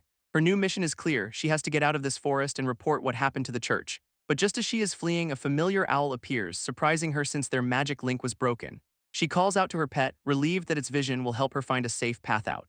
This owl calmly lands on a nearby branch, watching her approach. And then its eyes begin to glow with an eerie light as it activates a skill called Sanctified Fall, revealing a glowing crosshair in its vision locked directly onto Nia and her ride. Nia is completely stunned, realizing her own pet owl has just targeted her. Meanwhile, in a completely different sealed-off space, a battlefield is covered in monster parts. A lone knight named Gon, the 100-style guild master, sits there checking his system window. Unfortunately for him, his buffs have all expired and a mana loan is now draining his stamina to zero. He is clearly exhausted but seems to have been expecting this, calmly accepting his weakened state. At that moment, the mountain of monster corpses begins to writhe and pull itself together, forming a single horrifying flesh amalgamation that immediately starts taunting him. This is Kedilawa, the king of the swamp, and it has been waiting 2 years for Gon to finally run out of steam. It even mocks his reliance on the system, revealing it knows the source of his power. Turns out this whole place is a trap and the monster knows Gon is a transmigrator from another world. It gives him one last choice: join its grand plan of dimensional ascension or become a corpse puppet. Gon pretends to consider it for about half a second before gripping his weapon with purpose, and his official answer is a massive spinning attack, vowing to wipe them all out. This monster just scoffs, claiming it is immortal and undying inside this special barrier. Sure enough, all the pieces he just shredded immediately begin to fly back together. It reforms into a terrifying mass of faces, telling him to just give up and die already. Unfazed, Gon simply opens up his inventory, ready to pull out his last resort. He takes out a highly ornate vial, clearly some kind of holy artifact. Without a word, he crushes the container of true holy water in his hand. This vial explodes in a blinding flash of golden light, leaving the monster completely baffled by what is happening. This holy water erupts in a blinding flash of pure, sanctified energy, revealing Gon was saving this trump card for a much bigger, behind-the-scenes threat. His flesh monster opponent immediately starts screaming, completely baffled as to where he found an item that can even take down angels. Its entire amalgamated body just melts away under the holy onslaught, leaving nothing but curses behind. From a distance, you can see the sheer scale of the attack, purifying the entire corrupted battlefield. But a system warning pops up, alerting Gon that the target is somehow about to regenerate. Sure enough, beams of light shoot out from a central point, pulling all the melted bits back together, and the monster reforms into a new, more compact form, levitating in the air. Gon realizes his final move was not enough. The holy water burns the soul, but this thing's soul is still intact. Now in its sanctified fall mode, the monster laughs, claiming that holy water is actually ineffective against it now. Gon cannot believe it, demanding to know how it gained the power of adaptation so quickly. Turns out the monster has him to thank, bringing up that Dragon Emperor's finger he slashed earlier. Apparently some weak monsters stumbled upon the severed finger, which let the main body sense and reclaim it. Using a corpse reclamation skill, it absorbed the finger right back into its mass. It finally clicks for the monster why Gon sent the finger flying. He was trying to hide that he'd coated his weapon in holy water. By absorbing the trace amounts on the finger, the monster adapted to it, and now Gon is completely out of options. With its newfound power, the monster summons a massive stone hand from the ground, which comes crashing down right on top of our exhausted knight. Dozens more hands erupt from the earth, grabbing and pulling him under. As the monster unleashes its abyss magic, Earth Burial, to finish him off for good. But even buried alive, Gon activates an Earth Attribute Absorption skill on his weapon, using the monster's own magic to blast his way back to the surface. He rockets into the air, aiming his spear for one final, desperate attack, piercing all things. This monster just laughs, taunting that his gear is about to break anyway, and it unleashes a massive, necrotic shriek to finish him off. This wave of pure abyss magic completely overwhelms Gon's defenses, and his system window lights up with warnings about his failing weapon and fatigued body. Pushing past his limits, he decides to go for a 1-inch punch spiral force. Even as the system warns him it'll cause irreversible damage to his body, he could not care less, channeling every last bit of power into his weapon, which immediately shatters under the immense strain of the skill. For the first time, the monster actually looks surprised by the sheer power of the attack, as Gon's final move tears right through its own magic and slams into its core with a devastating impact. When the smoke clears, all that is left is a growing pool of blood on the ground, and Gon kneeling in defeat, his left arm completely mangled from the recoil. This monster, however, is still very much alive, mocking him for not just giving up and dying. It gloats that he must still think he has a chance to win, which is just adorable. Gon can only regret his miscalculation, wishing he'd just used all the holy water from the start. Turns out the key to its regeneration is that Dragon Emperor's finger it absorbed earlier. This monster reveals its core, gloating that Gon is actually up against the entire Holy Sea. And from the sky, a massive drill-like entity descends to finish him off for good. But it is not a weapon, it is a being with a glowing mechanical eye locked right onto him. Even on his last legs, Gon pulls out yet another trump card, this time a glowing scroll. He unfurls the artifact, which wraps around him like a protective cape covered in runes, revealing its name as the Demon King's Favor, which is not exactly a holy item. This monster completely loses its mind, calling Gon a massive hypocrite for secretly having a demon contract. In a total panic, it starts screaming for the Pope to save it, confirming its ties to the church. just as a massive demonic hand materializes from the void and grabs its core. This Oblivion's grasp crushes the monster's last bit of life without any ceremony, and its essence dissolves into nothing, finally ending the 2-year-long battle. But Gon's problems are not over as the owner of that hand steps into the arena. A towering skeletal demon greets him like an old friend, confirming he is the one Gon made a deal with. It even mocks Gon's current state, saying it reminds the demon of its own failed descent into this world. As a reward, the demon offers to lend Gon its power to deal with his other enemies, but Gon just shatters the scroll, declaring their debt paid and the deal officially over. This demon seems unimpressed by the rejection, deciding to offer some parting advice instead. Its final chilling message is that it has already foreseen the moment of Gon's death. With that ominous warning, the demon vanishes in a swirl of dark energy, leaving Gon completely alone on the now purified but desolate battlefield. Gon's system window confirms the battle's over, but he got 0x for the trouble, and that mana loan is still active, draining his remaining HP to pay off the debt. Barely holding on, he tries to contact another transmigrator he sent a hope coordinate to. But the system just throws up an error because apparently their systems cannot talk to each other. Elsewhere, a completely different system window shows a decomposition failed error on some non-organic matter, which belongs to a poor adventurer who has been turned completely to stone by a monster. A little yellow slime creature pops out of the guy's mouth, having failed to eat him. Seeing the guy is basically a statue now, the slime politely asks if it can borrow his equipment. And with a quick thanks, it snags a tiny shovel for itself. This little guy's plan is to find some humans, give them a hand, and hopefully hitch a ride to town. It zips through the forest, following the sounds of battle from earlier, and eventually comes across the massive ice wall Cole threw up. It figures the mage must have already beaten the ostrich and is hoping to scavenge some easy loot. Playing it safe, the slime uses a search skill to peek over the wall first. And what it sees on the other side is an absolute nightmare. Cole is down for the count, with the fully healed cockatrice standing right over him. This monster's tongue-like appendage is wrapped around Cole's head, clearly doing something awful to him. It looks like it is absorbing his life force or maybe even his skills. This cockatrice's eyes start glowing with a menacing red energy, confirming it is getting a power-up. Horrified, the slime realizes the bird is getting even stronger and worries that Nia might be its next victim. Back with Nia, her own pet Almu is dive-bombing her with corrupted, glowing eyes, and it comes screaming down from the sky, aiming right for her and her boar mount. Realizing her friend is gone, Nia orders her other pet Steelbeck to launch a counterattack. This boar unleashes its spiny back skill, firing a volley of sharp quills into the air, which fly straight towards the corrupted owl, a pretty solid defensive move. But Miwu's beak suddenly transforms into a glowing, razor-sharp blade, and it counters with an iron-beak gale, spinning like a demonic Beyblade. This whirlwind attack easily deflects the quills and starts shredding the entire forest, carving a massive path of destruction right through the trees. This collateral damage is insane, with huge logs raining down from the sky. Nia gets knocked to the ground, forced to cover her head as the area is leveled. She is completely devastated, crying out for someone to save her and wondering what happened to her pet. Her boar is injured too, but she tries to transfer mana to it for recovery, just as the owl evolves again, sprouting 2 extra glowing heads from its body. These 3 heads stretch out like demonic snakes, lunging straight for her. As the attack closes in, she realizes this is a mind control ability. And the corrupted owl looks absolutely thrilled with its new power-up. Suddenly, Nia finds herself standing alone in a strange, watery spiritual plane. Turns out, the pet contract held, allowing her to dive into Miwu's mind to fight back. And waiting for her in this spiritual world is a mysterious, angelic being. Nia recognizes the angelic being and her pet owl Miwu standing together in this weird spiritual space. And she is completely baffled as to why a holy being would be chilling inside her pet's mind. This angel just smiles and calmly invites her to come closer. But its face flashes into a horrifying monster, revealing this is all just a nasty trap. Nia immediately starts panicking, realizing she is in some serious trouble. Back in the real world, her boar mount is still down and injured from the earlier attack, as the 3-headed owl swoops in for the final blow on the defenseless pair. When suddenly a completely random weapon flies in out of nowhere. It is the little slime who just saved Nia's life by whipping a shovel at the monster's head. And he is not done, launching a whole volley of shovels using his body like a slingshot. And the corrupted owl gets absolutely pelted by the unexpected shovel storm. Nia is stunned, recognizing the weapons as belonging to that adventurer who got turned to stone. This little slime shows off some impressive skill, spinning the shovels around like a defensive shield. It even forms itself into a flail, calling the move a slime mold meteor hammer, which is just adorable. This little guy thinks of his shovel flinging as a cannon, ready to fire more rounds. He then uses his body to block some falling debris from hitting Nia's injured boar. And with another powerful swing, the slime clears the immediate area of danger.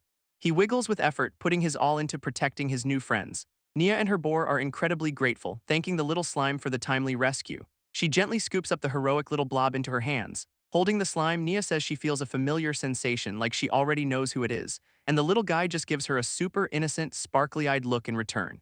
She immediately starts crying, convinced it is the soul of some Captain Hawk here to save her, but the slime is just confused. Her boar Steelbeck just snorts, ready to get back into the fight. Their moment is cut short, however, as the shadow of the three-headed owl looms over them again. This corrupted Miwu lands on a nearby log, looking absolutely monstrous and ready for round two. While Nia prepares to transfer mana to her boar, the little slime spreads itself across the ground to get a read on the battlefield. It activates a search skill, sending out a massive web of slime tendrils in every direction. This Pulsation Max ability maps out the entire area, pinpointing the owl's exact location and weaknesses. One of its tendrils immediately finds a critical spot on one of the corrupted heads, and it shoots a high-pressure slime spike right into the monster's vulnerable underbelly. For a split second, the pain seems to snap Miwu out of its corruption, a single tear rolling down its face. With the owl stunned and reeling from the precision strike, the slime prepares its next move. Steelbeck takes the opening, charging forward and goring the distracted monster with its tusks. This 1-2 punch sends the corrupted owl flying backwards, completely off balance. Seizing the chance, the slime grabs its trusty shovel with a newly formed tendril and starts spinning it like a propeller, building up some serious momentum. It unleashes a plasmatic cannon, firing the shovel so hard it blasts a hole straight through the owl's chest. The sheer force of the attack pins the defeated monster right to a massive tree. Looking at the devastation, the slime seems to realize it might have overdone it just a little bit. With the fight over, Nia looks sadly at the remains of her corrupted pet, Miwu. Then she turns to the slime, finally recognizing it from the campfire earlier. She figures it must have been following her out of affection, suggesting they have high compatibility. And as she scoops the little guy up, he thinks his big moment has finally arrived. Kneeling inside a glowing magic circle, Nia formally offers the slime a pet pact, promising to take great care of it if it agrees to become her companion. But the slime system suddenly flashes a massive warning. Signing the pact means losing the system forever. This puts our little blob in a serious bind, forcing a choice between its powers and a master. Of course, it immediately decides the system is nothing compared to a classic shonen heroine. Its mind instantly flashes forward to a future of them training together on a beach at sunset, and entering tournaments where it evolves into a totally jacked slime man. They'd become famous champions, with Nia becoming a celebrity adventurer in the process. This slime even imagines evolving into a handsome human form because of course it does. Together, the two of them would go on to face the great Demon King himself, and after saving the world, they would naturally get married. This little guy has already plotted out their entire happy ending, 100 episodes deep. Snapping back to reality, it is just a blushing, melty mess in Nia's hands, and having seen its glorious future, the slime makes its decision without a second thought. When Nia asks if it accepts, the little guy says, "I do," like he is already at the altar. Its eye widens with a mix of pure joy and absolute unhinged determination. But Steelbeck is not celebrating, sensing the fight is not quite over yet.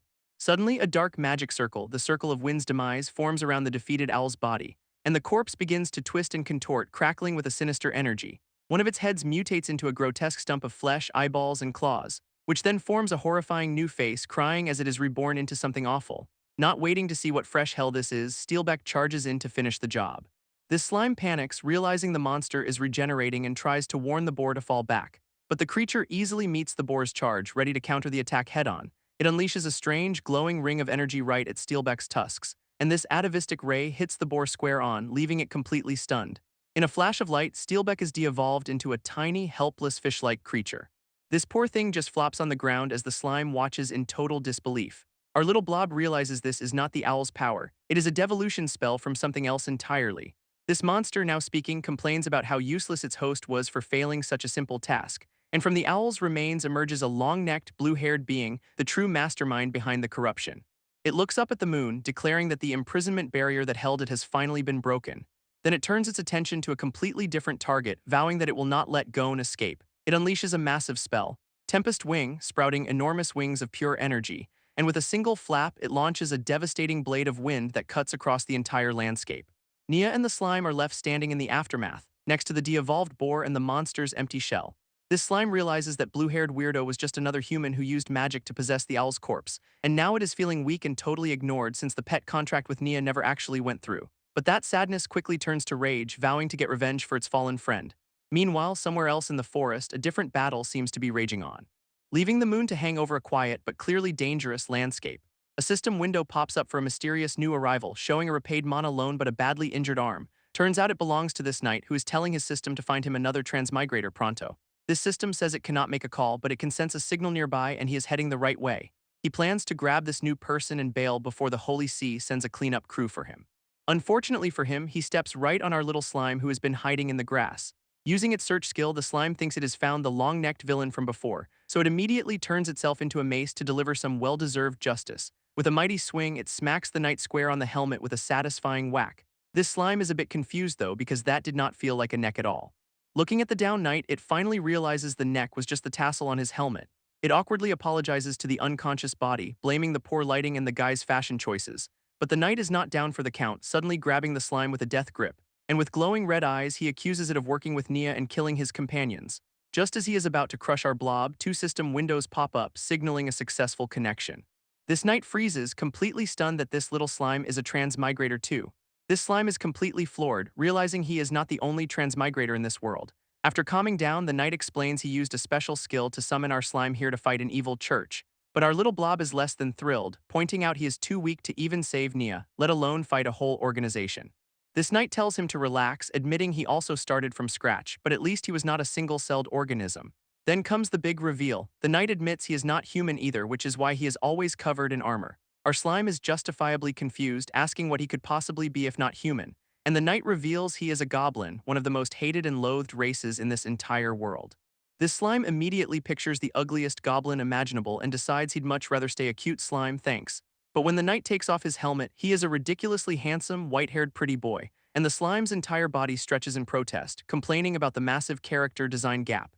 This goblin knight tries to argue that a slime body is more convenient, but our boy is not having it. Getting serious, he explains his guild's mission and that a top-tier holy knight is on their tail, so they have to move. His plan is to sink all of his combat and magic skills directly into the slime system. And as the connection starts, the slime realizes he is about to get a massive, game-breaking power boost. While the skills transfer, the knight admits the last fight was costly, and he needs the slime's help against the church. He then drops a bombshell. The church does not want to rule the world, they want to sacrifice everyone to ascend to a higher plane. Our slime is just stunned by the sheer scale of this evil plan, wondering how they'd even manage it. To explain, the knight starts his tragic backstory, revealing he was ice-guyed as a weak little goblin cub. He grew up in a dark mine, barely surviving, until his system awakened and he wiped out all the other goblins there. He reflects on whether that made him a monster, but decides his soul has always been human, no matter the body.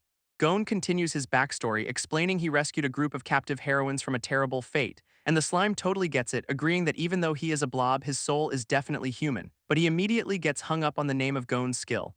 Dual cultivation, which sounds a little suspicious. This knight explains his skill lets him gain stats by forming special bonds with adventurers of different classes, letting him boost his HP with a warrior or his MP with a mage, all while gaining a ton of XP. Using this power, he built a new life and started families before deciding to head to the royal capital. Our slime is just not impressed, feeling like this whole sob story is just one big weird flex. But the mood darkens as Gon admits going to the capital was the biggest mistake he ever made, and right on cue, the long-necked villain from before appears, having finally tracked Gon down. Gon is completely blindsided, realizing his pursuer has found him mid-skill transfer. This creature immediately attacks, sending a flurry of blades that slice our poor slime into pieces. It follows up with a massive spell, Circle of Wind's demise, tearing up the entire forest floor, carving a huge crater into the landscape with the monster standing at the epicenter. This thing mocks Gon's goblin form, revealing the Pope himself ordered his permanent deletion. It then asks how Gon managed to defeat someone named Kedialawa who supposedly had an unkillable body. Gon's system flashes a warning that his armor is broken and he should retreat, but he is not listening. This creature taunts him for talking to his system, creepily wondering if it can steal it for itself. Gon fires back that Kedialawa's body was just a chimera from the church's twisted experiments. Unfazed, the monster scoffs at the concept of humanity and launches another volley of energy blasts, easily dodging Gon's counterattack with some seriously unnatural agility. This villain holds up our slime's shredded remains with its little core just staring in disbelief. And he taunts Gon, asking if this pathetic, low-level monster is all he has left to show for himself. Using a skill called Gaze, the villain completely paralyzes our slime, making it feel totally exposed. But he suddenly pauses, noticing something is off, because Gon has already vanished, leaving only a spectral afterimage behind. Turns out Gon used the distraction to launch a surprise attack from above, aiming a weak point break right at his head, but the villain easily counters with a massive fire spell, Geometric Inferno, trapping Gon in a cage of pure heat. Our little slime can only watch in horror, hoping this is not the end of the line for his new ally. This villain smirks, admitting that while physical attacks are his weakness, he will never give Gon the chance to get close. Gon is not fazed though, declaring his skill works on magic too as he punches right through the fiery barrier, shattering the spell completely and breaking free from the inferno with a single decisive blow. In the next instant, he has got the villain pinned to the ground, landing a devastating hit. Gon declares that even if this is his end, he is dragging this creep down with him. His system window reveals he is down to a single HP, triggering a last stand skill that makes him invincible for 1 minute. With his last bit of time, he activates a final desperate skill called the Final Accord, which makes the villain absolutely lose it, screaming for Gon to stop because he knows what that spell does. His system flashes a critical warning. This skill will override his invincibility and permanently erase his body and soul. Gon does not care about the consequences, activating the spell as a massive magic circle erupts around them. This spell starts pulling some kind of energy right out of the villain's body, who can only scream in agony. In his final moments, Gon sends a system message, passing on the mission to save someone named Merlin and warning our slime to never trust the church. Our slime is having a full-blown crisis, realizing Gon just sacrificed himself and left a blob to save the world. But Gon's final spell erupts in a blinding green light, with him saying his whole purpose was to bring the slime here. This entire area is consumed by the spell's energy.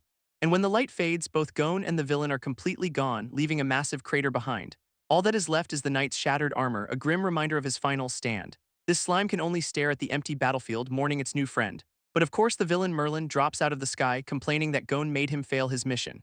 He starts monologuing about some life candles that were apparently very important to his evil plan. Revealing Gon took out 5 of them, and Merlin only survived by possessing that owl corpse from before.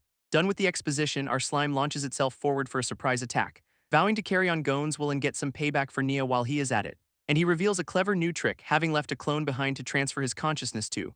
Merlin is just annoyed, getting a face full of slime and wondering what this little pest is.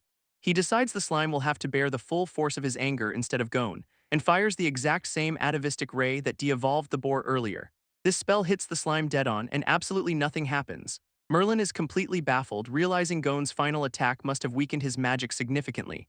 As the self-proclaimed strongest mage has a meltdown, our boy has already repositioned to the ceiling. Using its search skill, the slime confirms Merlin is badly injured and has no idea what its real trump card is. That trump card being the corrupted bird monster, which it summons and launches right at the shocked villain. This corrupted bird monster immediately tears into Merlin, slashing him across the chest, and the villain is completely panicking, vowing to burn the entire forest down if he survives this. But his threats are cut short as the bird monster's throat begins to glow with immense power, unleashing a high-tier pseudo-dragon breath attack right in his face. This blast connects with overwhelming force, engulfing the weakened mage completely. It carves a massive molten crater into the ground, with our slime just watching the absolute chaos unfold. This bird monster looks around, a little confused, as if wondering where its target went, before letting out a triumphant screech, assuming the job is done. But then its tail starts to bulge and pulsate in a very unnatural way, and a second head, this one a snake, suddenly bursts out from its backside, causing the entire creature to glow as it begins a spontaneous evolution. Our slime is just floored, realizing its summoned monster is actually leveling up mid-battle. This evolution completes, transforming the creature into a 2-headed, feathered serpent dragon. Its wings are now larger and more powerful, glowing with a brand new energy. With a mighty flap, the new dragon takes to the sky, circling the battlefield like a true boss. Down below, our little slime is just completely overwhelmed by the sheer insanity of the last few minutes. A system window finally pops up, showing the results of Gon's skill transfer, and it is mostly bad news with a ton of failures. He only managed to acquire non-combat skills like forging, cooking, and medical knowledge, which is not exactly helpful right now. Our boy starts thinking it was way better being a carefree slime because this whole saving the world thing is a total nightmare. Still, he pulls himself together and uses his search skill, trying to figure out what to do next. Determined to carry on Gon's mission, our slime starts gathering the pieces of his shattered armor and begins to envelop the metal plates, pulling them together with its own body, basically using the armor as an exoskeleton to create a brand new humanoid form. Standing tall, it vows to inherit its fallen friend's will and stop the church's insane plan. And for a second, it looks pretty damn cool, striking a heroic pose. But then you see the details, like the creepy eyeball that is formed in the palm of its hand, and another one on the bottom of its foot, which is just plain weird. This slime figures it can control this new body even without a real one, but taking that first step proves to be a bit of a challenge, as it immediately starts flailing around like a newborn giraffe on ice. Turns out, coordinating 4 limbs is way harder than just blobbing around, a classic rookie mistake, and after a valiant effort, it faceplants spectacularly, losing all control. Realizing this whole night thing is a bust for now, it melts back out of the armor, deciding to just absorb the whole set for safekeeping, which is probably for the best. With the evidence cleared, our boy makes a quick getaway from the cratered battlefield, finding a nice cozy hollow in a giant tree to lay low for a bit. Safely hidden, it finally starts processing all the data Gon transferred over, revealing a full world map with several distinct regions, including the royal capital.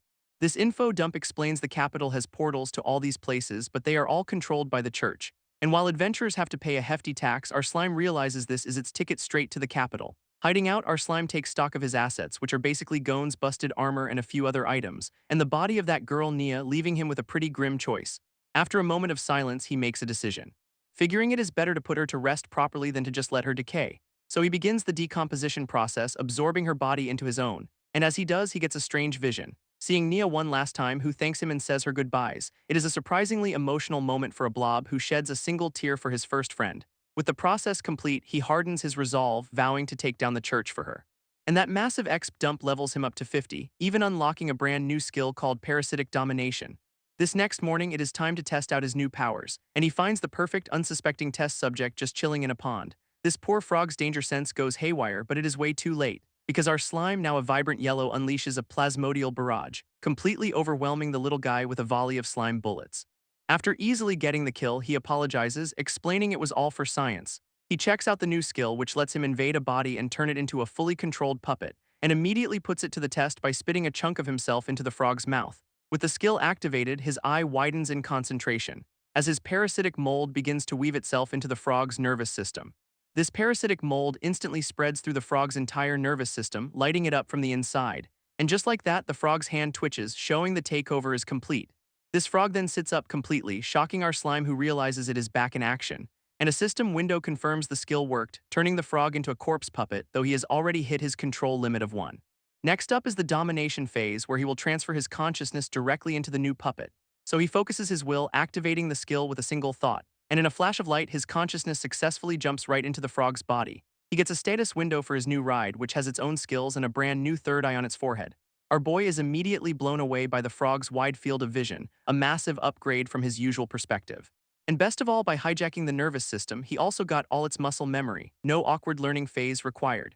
He has his new frogmic turn around to look at his original, now vulnerable body, which makes him realize his main body is now on autopilot, a pretty big liability in an actual fight. For now though, he is just way too excited to take his new frog suit for a test drive, and his new eyes immediately lock onto some prey, a lone bug buzzing through the trees. He unleashes a tongue fist, snatching the poor bug right out of the air with perfect accuracy. And our slime is having the absolute time of his life, munching on the bug and loving his new body. He immediately starts hopping all over the place, getting a feel for his new, much more agile form, then spots a snail and pounces on it just because he can. But as he happily hops further and further away, his connection to the puppet starts to stretch a little thin, until a system window pops up, warning him the signal is too weak before he gets completely disconnected. This second he disconnects, the frog puppet faceplants spectacularly, losing all motor function. Back at his original spot, our slime's main body calculates the distance is about 30 meters, quickly realizing there is a pretty strict range limit for his new remote control toy. But then the frog puppet sits right back up, much to the slime's absolute shock, and starts hopping around on its own, apparently running on pure instinct now. This gives our boy a classic lightbulb moment as he finally understands the skill's hidden mechanics. Turns out there are two modes, an active domination for manual piloting and an automatic mode for when he is not. His main body acts like a Bluetooth signal, and when he is nearby, the puppet just defaults to its old habits. Unfortunately, those habits are terrible, as the frog repeatedly fails to catch a simple snail. This slime is thoroughly unimpressed, concluding this automatic mode is basically useless. Deciding to cut his losses, he recalls the frog puppet, storing it away as a card. This whole experiment sparks a terrifyingly brilliant idea. What if he could parasitize his own feathered serpent dragon? He imagines riding his two-headed monster into battle, realizing he could build an entire army this way to fight the church. With a new goal in mind, he immediately starts hunting for his next high-level target, dipping a tendril into the water. A sudden jet of water blasts him out of nowhere, dealing a surprising 70 damage. Our boy is furious, demanding to know who just launched a sneak attack on him. He assumes it is some kind of crab, happy that a new test subject just delivered itself. But the culprit is actually a pufferfish, which pops its head out of the water to say hello. Annoyed that everything sees him as an easy meal, he decides to show this fish the power of a level 50 monster. This pufferfish just puffs up its cheeks, getting ready to fire another water gun attack. Not to be outdone, our slime fires back with his own plasmodial barrage, and his slime bullets easily overpower the fish's water jet in a midair clash. This attack continues on, completely undeterred and heading straight for the source, as our boy scoffs at the fish's simple shoot-and-run tactics. But instead of a direct hit, he reveals his real plan using MorphNet, which catches not just the one pufferfish but a whole school of them. He yanks the entire haul out of the water, getting a massive stream of exp notifications. With that, he's got a brand new pufferfish puppet with water gun and inflate skills. Wasting no time, he immediately spots a new test subject, a swamp crab, and drops a piece of himself from a tree. This crab is just minding its own business when it gets a face full of yellow goo. It tries to shake the slime off, but it is already too late for the poor crustacean. Our boy's parasitic form begins seeping into the gaps of its tough carapace, and the parasite skill takes hold, instantly netting him more experience points. This domination phase follows, lighting up the crab's nervous system for a complete takeover. And now he's got a swamp crab puppet complete with a skill called Clamp Clamp Clamp Clamp. With his puppet collection growing, he spots his next target for mass farming, a beehive. He uses a swarm summon skill which immediately agitates the entire hive into a frenzy. This is a job for his frog puppet, which leaps into action with an empowered tongue attack. Its tongue whips through the air like a giant lasso aimed right at the angry swarm, and he snags dozens of bees in a single go, causing the system to just explode with exp notifications. This frog puppet is absolutely stuffed with bees, looking like it is about to pop, which prompts the rest of the hive to prepare a massive honey bomb counterattack. And our slime realizes this frog is in no condition to tank that kind of hit. So he performs a quick consciousness shift, jumping into a different body, taking direct control of his new swamp crab puppet, complete with his signature eye. Without missing a beat, he has the crab start foaming at the mouth, readying a skill, and unleashes a powerful water gun straight up to intercept the bee's attack. These two projectiles collide in a massive explosion, completely neutralizing the threat. But the crab is left with almost no HP or mana, basically a sitting duck now. This is a problem because the rest of the angry swarm is now descending for a bombing run. Their attack hits the ground with explosive force, engulfing the area in light. And when the dust settles, both the frog and crab puppets are totally cooked. With two puppets down, the bees buzz around looking for the real enemy, when one of them gets blasted out of the air by a surprise water bullet. Turns out his pufferfish puppet was hiding in a tiny puddle, landing a perfect sneak attack. This new threat successfully draws the bee's attention, creating a much-needed diversion, allowing our slime to shift his consciousness back to his main body. He smugly thinks that the puppets are completely disposable anyway, so it is no big loss. But his gloating is cut short when the entire hive finally pinpoints his real location, and they immediately coordinate to trap him inside a triple beeswax barrier. Done playing games, he shatters the beeswax barrier, claiming he was just testing his puppets all along. And to prove his point, he morphs his body into a massive plasmatic cannon, slamming a tendril deep into the structure of the hive itself, which sends his parasitic mold spreading through the entire nest to find the queen. He locates her mid-meal, immediately latching onto her head to start the takeover, and activates his parasite skill, planning to control the entire swarm through its leader. With the queen now under his influence, he has her take command of the swarm, and a system window confirms he's got a new hornet queen puppet with the hive mind skill. This puppet queen sends out a powerful mental command to her children, which immediately causes the entire swarm outside to just drop dead on the spot. This leaves our boy totally confused, wondering why his new army just self-destructed. Realizing the hive is so linked to the queen that if she dies by being parasitized, they all die too. Since that plan was a bust, he cuts his losses and switches to a more useful hornet mage puppet, which comes with a handy set of skills like spark, ember, and levitation.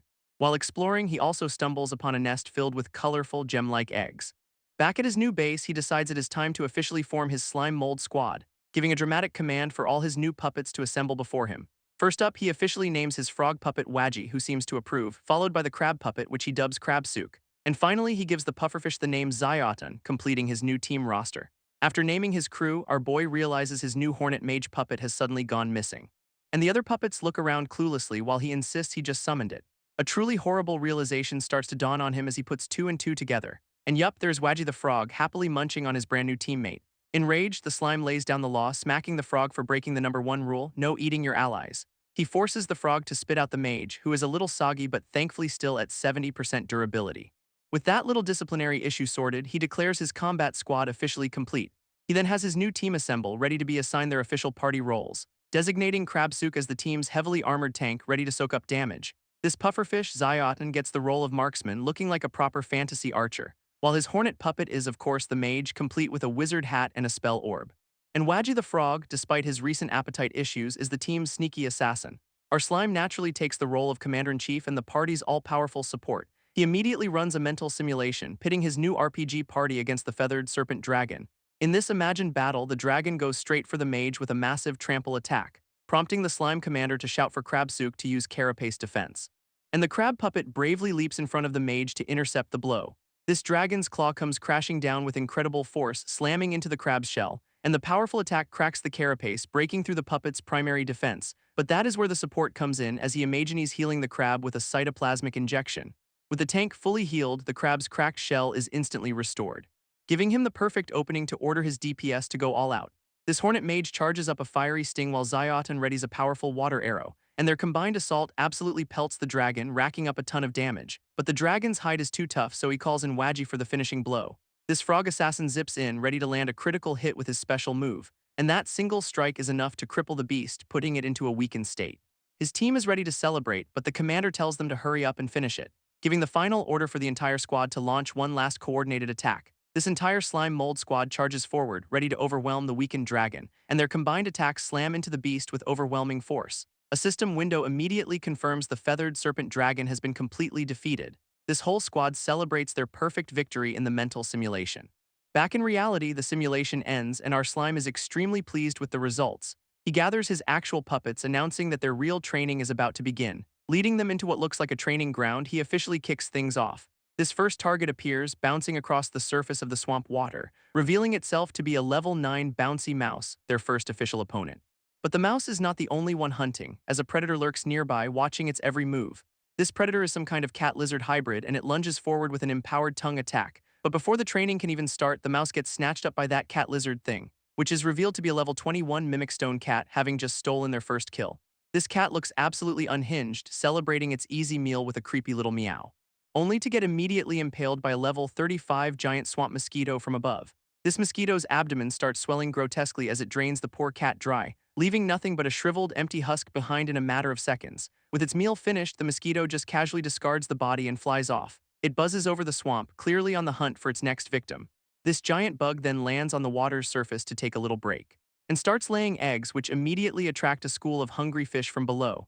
Sensing the new arrivals, the mosquito begins crackling with electrical energy, and unleashes an electric discharge, zapping the entire area around it. This AI attack instantly stuns all the fish, leaving them floating on the surface. But just as it is about to collect its fried fish dinner, something huge bursts from the water and swallows it whole. This new top predator is a level 44 electric catfish, looking very pleased with itself. Suddenly, the catfish begins to glow with an intense, blinding light, illuminating our slime, who has been watching this whole food chain disaster from a tree. He immediately recognizes the signs, realizing he is witnessing another monster evolution. That catfish levels up into a level 52 thunder catfish, crackling with raw power. And to show off, it immediately unleashes a massive thunder flash attack into the swamp.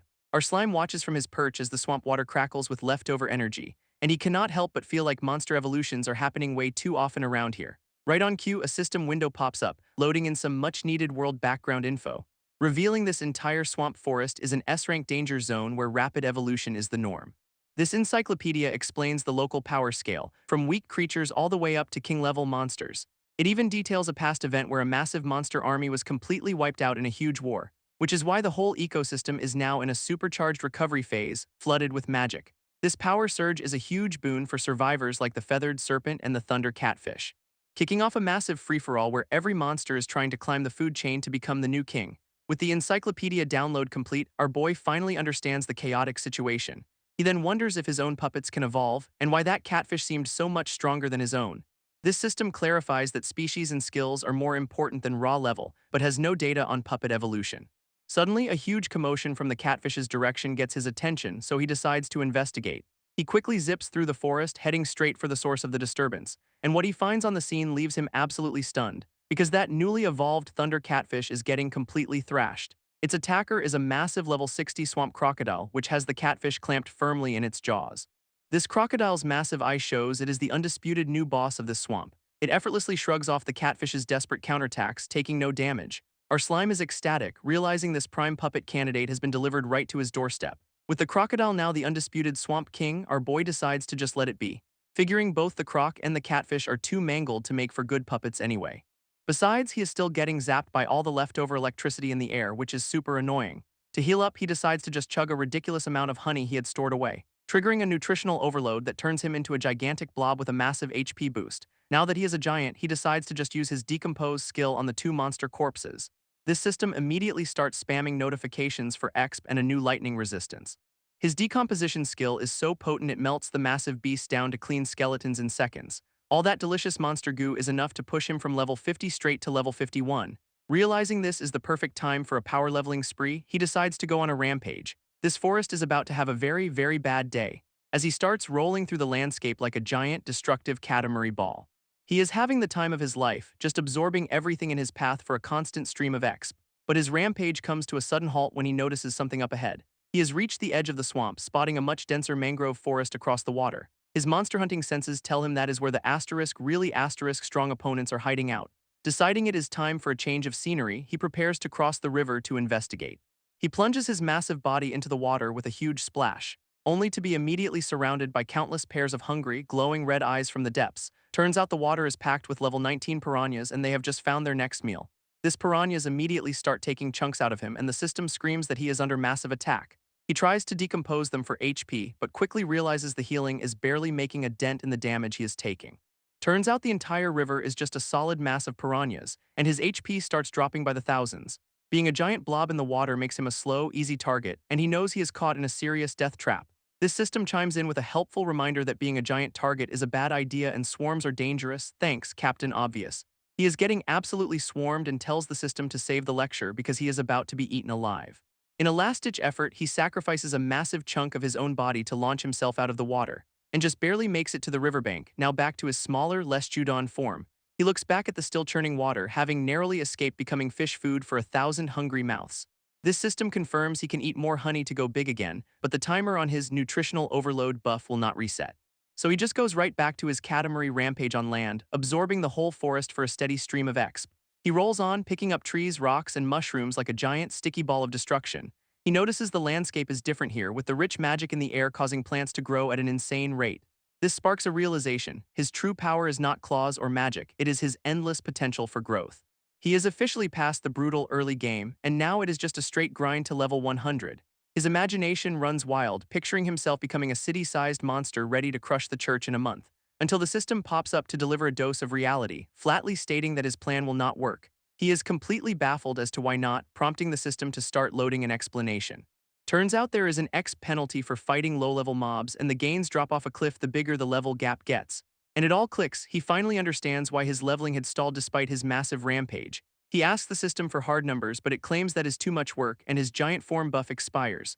With the buff gone, he instantly deflates back to his normal size, dropping all the junk he'd absorbed. He splats back down on the ground, a tiny little slime once again. Our boy is not a fan of the system's new, unhelpful customer service attitude. He basically tells the AI to shut up, and it just cheerfully agrees. Deciding he is not done, he starts absorbing everything in sight all over again, only to immediately spit out all the inedible parts like bones and rocks in a massive explosion. Looking at the giant trash pile he created, he realizes he needs to hunt stronger monsters for any real gains. So he sets his sights on a new region, leaving the swamp behind for a change of scenery. He arrives at a massive mudflat, noticing the tide has gone out and opened up a new path. He starts slithering across the mud, curious about what kind of new monsters he will find here. Of course, his first thought is to complain about getting covered in mud, which is just peak slime logic. He quickly notices the entire area is dotted with mysterious little holes.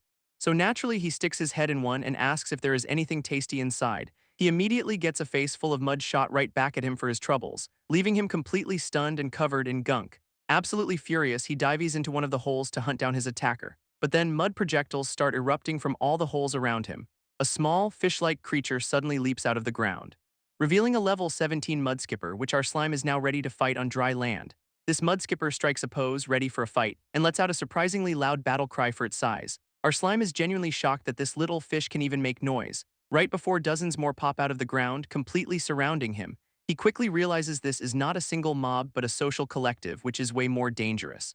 But if they think they can win with numbers, he has got a surprise for them. He busts out his own summoning jutsu, spreading his body across the mudflats, which erupts in a massive cloud of smoke and dirt, revealing his entire puppet army ready for a full-scale war. He is absolutely loving this, finally getting to use all the cool manga skills he has ever wanted to try. In response, the mudskippers all unleash a coordinated mud shot volley, pelting his giant crab puppet with a storm of projectiles. This crab gets completely immobilized by the hardened mud, though our boy is not worried since that trick will not work on him. Suddenly, 3 of the mudskippers stand in formation, looking like they are up to something, and begin to charge forward with a weirdly synchronized intensity.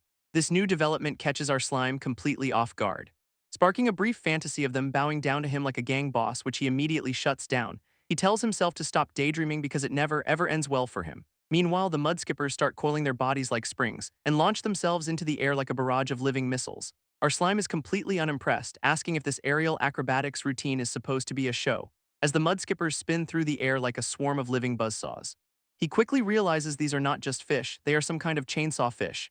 This entire swarm immediately zeroes in on his giant crab puppet, and they start grinding away at its tough shell like 100 tiny power tools. A system notification confirms the puppet's durability is dropping at an alarming rate, so he sends over a blob of himself to act as a living health pack, initiating repairs. He then consciousness shifts into his pufferfish puppet to intercept one of the attackers, opening its mouth to reveal a surprisingly nasty set of chompers. With a steel fang cut, he bites the fish clean in half and gets a nice little exp notification. Meanwhile, his frog puppet is left to fend for itself against the spinning projectiles, planting its feet firmly on the ground to brace for the incoming assault. It leaps high into the air to dodge, letting out a confident croak, and unleashes its signature tongue fist attack.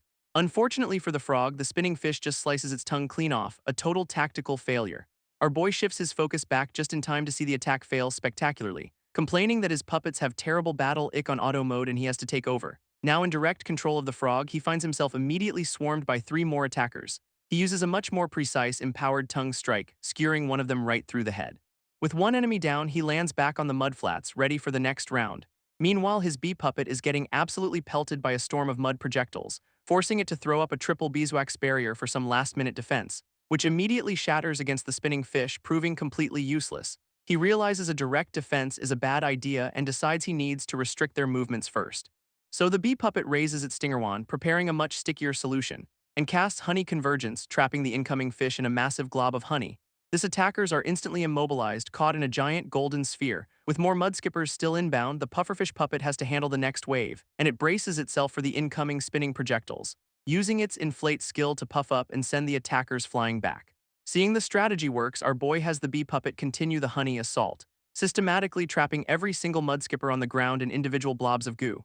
This plan is a huge success, leaving the entire enemy force completely stuck and helpless. With the fish nicely coated, he has the bee puppet cast a simple spark spell, which instantly ignites the honey and engulfs the entire mudskipper army in flames. This battlefield is left scorched, and the system just explodes with exp notifications. After the fight, he notices his puppets are acting a bit weird, as the frog puppet starts flexing over its one kill, apparently retaining its old personality. This pufferfish, on the other hand, is busy spitting water to clean the honey off the crab puppet. Suddenly, back in his main body, our slime picks up a delicious scent on the wind. That delicious smell is coming from the honey-roasted fish, and the system officially adds the recipe to his cooking skill. Even his puppets are drooling over the meal, which is a little weird considering they are just extensions of him. He decides to just go with it, declaring a victory feast for the whole team. A system notification confirms that cooked food gives more exp right before something massive bursts out of the mud. He immediately senses the new threat and orders his puppets to get ready for another battle. This party crasher is a level 49 mudskipper boss, and it looks seriously ticked off. His encyclopedia confirms it is a commander-type boss, so he figures he can just reuse his last winning strategy. There's just one problem: his entire army is still completely distracted by the victory feast. This boss slams its tail into the ground, finally getting their attention. Right before inhaling all the cooked fish and some of his puppets in one giant gulp, realizing his wireless puppet control is too slow, he decides to establish a direct wired connection. By linking to them with cytoplasm tendrils, he can now issue instant commands for perfectly coordinated attacks. He is absolutely geeking out, finally getting to live out his dream of using puppet jutsu. Having finished its snack, the mudskipper boss lets out a challenging roar. Our boy orders a full-scale assault, unimpressed by a boss that eats its own fallen troops. This boss proves to be surprisingly agile, easily leaping away from the initial attacks. This frog puppet goes on the offensive, launching its empowered tongue straight at the boss's face, but the boss just casually swats the frog out of the air with a powerful tail whip. At the same time, the bee puppet gets into position and starts charging up a spark ember spell. With a triumphant shout, he unleashes a massive fiery explosion right on the boss's location. But the boss is not just a brute, it unleashes an intermediate magic spell called Swamp Flow Art, and our boy is shocked, realizing this fish's magic is even stronger than the mantis boss's mud control. He orders his crab puppet to charge in as a meat shield, but the wired connection suddenly snaps, because the crab puppet decided to disobey orders and keep chowing down on the cooked fish. This system helpfully explains that even wired puppets on auto mode can choose their own optimal action, and it turns out that optimal action was to keep eating because it was on the verge of an evolution. Right on cue, Crabsook starts glowing and molting its entire shell right there on the battlefield, evolving into a massive golden swamp crab king that looks way more intimidating. His encyclopedia confirms the upgrade. It is now a proper boss-level monster with an iron-hard shell. So naturally, our boy consciousness shifts into his brand new toy to take on the mudskipper boss. This newly evolved crab king absolutely towers over the fish, completely flipping the size difference. And now piloting the crab, he tells the little boss to prepare itself for a real fight. With that, the giant golden crab charges forward at full speed, but the mudskipper boss just casually plucks one of its own fins off its back. It then throws the fin like a boomerang, sending a razor-sharp projectile flying right back at him. And this fin boomerang slices his brand new boss-level puppet clean in half, insta-killing it. A cooking skill pop-up then explains that a crab is at its absolute weakest right after molting, before the system proceeds to give him a full-blown recipe for soft-shell crab, starting with a flour coating. Step 2 involves deep frying the entire thing in hot oil for 3 minutes. And just like that, you have a perfectly cooked meal, though the system notes only the golden ones are edible. Our boy is still processing the system's cooking tips, wondering why he is getting battle intel from a recipe book. Meanwhile, the Mudskipper boss whips out another fin boomerang, this time sending a whole stack of them flying, only for its fin to have already grown back, leaving it looking completely unfazed. After a brief commercial break, the real fight continues. This boss casually grabs its own fin, preparing to reattach it like some kind of organic accessory, and just pops it right back onto its spine, good as new. It then strikes a pose and gives our boy the finger, a universal sign of come at me. This slime is actually impressed, realizing this is not just a monster but an intelligent opponent that is actively taunting him. So he gets serious, activating a search skill and spreading his body into a massive sensory grid across the battlefield. This Mudskipper boss watches curiously as the slime tendrils creep all over the ground, right before one of them fires off a hardened, spear-like projectile straight at it. This attack lands a direct hit right in the boss's gut with a solid thud, but a system notification reveals its slippery skin skill reduces physical damage by up to 70%. Not giving up, our boy uses his tendrils to completely pin the boss to the ground from all sides. He figures if he cannot one-shot it, he will just slowly grind it down with 1,000 tiny cuts. This boss, however, seems completely unbothered by being restrained, and simply casts its swamp flow art again, turning the entire area into a churning vortex of mud. This powerful current immediately snaps all of his cytoplasm tendrils, freeing the boss instantly. Our slime can only watch in frustration as his entire formation gets completely shattered. Then from the swirling mud, a mysterious hand emerges, clutching a sharpened wooden stake. Turns out that hand was a distraction as the entire mud pit erupts in a massive explosion of wooden stakes. This boss is left dazed and confused by the blast, surrounded by little glowing lights. His bee puppet barely dodges the newly formed forest of deadly spikes erupting from the ground, and the frog puppet has to quickly yoink it to safety with a well-aimed tongue grab. Our boy realizes the boss is using the entire swamp as its weapon, giving it a massive home field advantage. He admits he seriously underestimated this thing. Sentient monsters are just built different. This boss narrows its eyes, locking onto its next target with deadly focus, and unleashes a volley of spinning mud projectiles right at him. He manages to dodge the mud-based fin boomerangs, but they just keep coming. With no other choice, he has his pufferfish puppet Zyoton inflate to intercept the attack.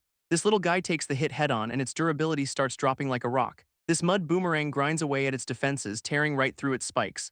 And a system notification confirms the pufferfish puppet has been completely destroyed. But its sacrifice was not in vain, as our slime's main body catches the projectile, thanking his fallen puppet. With the mud boomerang now in his grasp, he shouts gotcha, and begins to absorb it. He activates his dissolution skill, breaking down the boss's attack into raw materials. This Mudskipper boss can only watch in total shock as its ultimate move gets eaten. A system notification pops up, confirming he successfully decomposed the attack and even gained XP from it. Having absorbed the mud, he pops up right behind the now stuck boss, who seems to be sinking. He then gives the completely bewildered fish a reassuring pat on the back like he is comforting a friend. Our boy gives the boss a big thumbs up, mocking its pathetic attempt at an ultimate move. This, of course, sends the Mudskipper into an absolute fit of rage, letting out a massive scream, and it starts screaming threats, its eyes glowing with pure, unadulterated fury. This slime is shocked to hear it talk, as the system explains that intense emotion can trigger intellectual evolution. In response, the boss just casts its swamp flow art again, raising a massive wall of mud spikes. But our boy is not impressed, forming a giant mace and bragging he has beaten tougher foes with it. He gives the weapon a mighty spin, winding up for a full power throw, and launches his plasmatic cannon straight at the boss's defensive wall. This boss, however, just calmly puts its hands together, ready to intercept the attack. As the cannon soars through the air, it heads right for the mud fortification. But instead of shattering it, the weapon just sinks into the thick mud, its momentum completely absorbed. This entire mud wall acts like quicksand, swallowing his attack whole, because the boss is actively using its magic to trap the weapon in place. Our slime realizes his attack is completely neutralized and he is about to lose his weapon for good.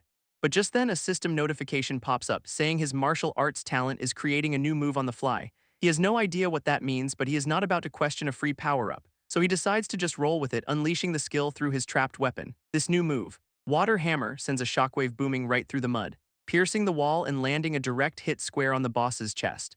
This Mudskipper can only look on in total disbelief as the attack connects. This shockwave rips clean through the mud wall with overwhelming force, sending the Mudskipper boss flying back into the dirt, completely defeated. Meanwhile, in the royal capital, we cut to the headquarters of the Holy See. Inside, a row of candles representing the lives of important individuals are on display, and Pope Vikros confirms that Merlin's candle has been out for 3 days, meaning she is permanently gone. He addresses the empty hall, declaring that his magic can no longer sense our boy Gon, so the threat is officially over. One of the Holy Knights suggests just nuking the entire swamp to be sure, but the Pope insists the forest is too valuable. This Knight Far then says their top priority is replacing Merlin, so their grand ascension plan is not delayed. Right on cue, the Pope announces that a suitable candidate has just arrived to fill the spot. A young woman with pink hair walks down the long hall, formally greeting the church leadership. Another night deer recognizes her as Merlin's disciple, noting she is a good fit despite her different personality. This girl, however, immediately falls to her knees, crying and begging them for help. This is Louisa, an S-rank adventurer, and she is pleading with them to save her master Merlin. A third night, Vane swoops in like a vulture, offering her a spot in his guild since hers is about to collapse. Louisa refuses, staying loyal to her master's guild and continuing to beg the Pope for assistance. This Pope then asks her a very loaded question: is she willing to sacrifice herself to save Merlin? Visibly terrified, she agrees, saying she is willing to do whatever it takes. This Pope then coldly informs her that Merlin's soul is already gone for good and that she will now inherit her master's title. He tells her to stop crying and be grateful since others would kill for the position she has just been handed. But Louisa is completely devastated, clutching her chest as she breaks down over the loss of her master. Through her tears, Louisa vows to honor her master's will and lead the guild. Which cuts to a flashback of her finding Merlin's tracking magic suddenly activated, and she discovers her master's body looking like a shriveled-up husk on the floor. Merlin's eyes are wide with pure terror, clearly on her last legs, because it turns out she had a backup plan to possess Louisa for a full-on rebirth. This dying mage desperately reaches out, begging her disciple to come save her. But Louisa just smirks, revealing she already knew about the possession spell from Merlin's own black magic book. Merlin completely loses it, screaming at her for daring to disobey, while Louisa calmly promises to help her master find a permanent end. She then pulls out the very same forbidden grimoire ready to cast a spell, and unleashes a brutal counter-curse on her former teacher. With a crazed grin, Louisa celebrates her victory, inheriting everything after that messy little betrayal. Meanwhile, back in the swamp, the mudskipper boss lies motionless on the ground. But its eyes suddenly snap open. It was just playing dead the whole time. This boss lets out a furious roar, realizing its opponent is getting away, and it gets back on its feet, annoyed that the slime did not fall for the trick. Our boy is already making a tactical retreat since he never got the defeat notification and knew something was up. His bee puppet fires off a parting shot to slow the boss down. But the mudskipper just dives into the mud, turning the ground into its personal highway, and now it is tunneling after them at high speed, quickly closing the gap. He tells his frog puppet to ditch the open mudflats and head for cover, so they both make a beeline for the dense mangrove forest nearby. But the mudskipper boss is relentless, bursting from the ground right behind them, and a mud boomerang zips past our boy's hiding spot as a clear warning shot. His puppets weave through the trees, desperately using the terrain to shake their pursuer. Hiding, the slime admits this boss is too smart and has too much of a home field advantage to risk a direct fight. This mudskipper pops up, mocking him for thinking he could hide from the swamp's master. It then unleashes its swamp flow art again, but this time as a massive map-wide sonar pulse. Our boy is stunned, realizing the boss is using its AI to pinpoint his exact location. Having found its target, the boss screams in triumph and charges forward, as the mud surges around the frog puppet, trapping it completely and cutting off its escape. With no other option, the slime's main body fires off a long, sticky tendril, which the bee puppet immediately grabs onto, ready for a quick getaway. Using a levitation skill, the bee puppet yanks the main body into the air for a desperate escape. This mudskipper boss takes a swing, trying to swat them out of the sky like a fly. A system notification reminds him that his puppets on autopilot will always prioritize saving the main body. This means the frog puppet gets left behind as a decoy, sinking into the mud. Our boy can only watch in shock as his puppet is sacrificed for his escape. This bee puppet flies off with him, putting as much distance as possible between them and the boss. But the mudskipper is not giving up, vowing that it will not let him get away. This mudskipper is not done, charging up another swamp flow art to finish them off. And from its perch, it unleashes a massive volley of mud spikes across the entire swamp, leaving our boy to look back in disbelief as the attack closes in. This is not just a few projectiles, it is a full-on cytoplasmic machine gun barrage. This boss watches the chaos, thinking it has finally landed the finishing blow. But then it gathers all the mud projectiles back to itself with a furious shout. This entire swarm of spikes redirects, homing in on the fleeing bee puppet, which takes a nasty hit right to the side but refuses to let go of the slime. In a last-ditch effort, the injured puppet winds up for a final move, using the slime's tendril like a slingshot to launch the main body to safety. Our boy goes flying, screaming his puppet's name as he is flung away.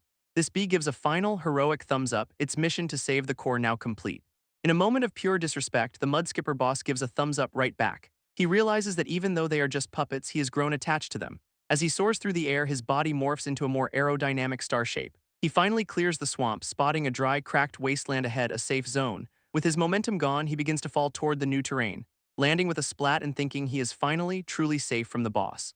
But something erupts from the ground beneath him, and his HP starts dropping fast, because a familiar fin slices through the dirt, proving this boss can hunt him anywhere. He lands in what he thought was a safe zone, only to find his HP draining like crazy from the ground itself, and the system explains he is on a salt flat that is literally sucking the water out of his body.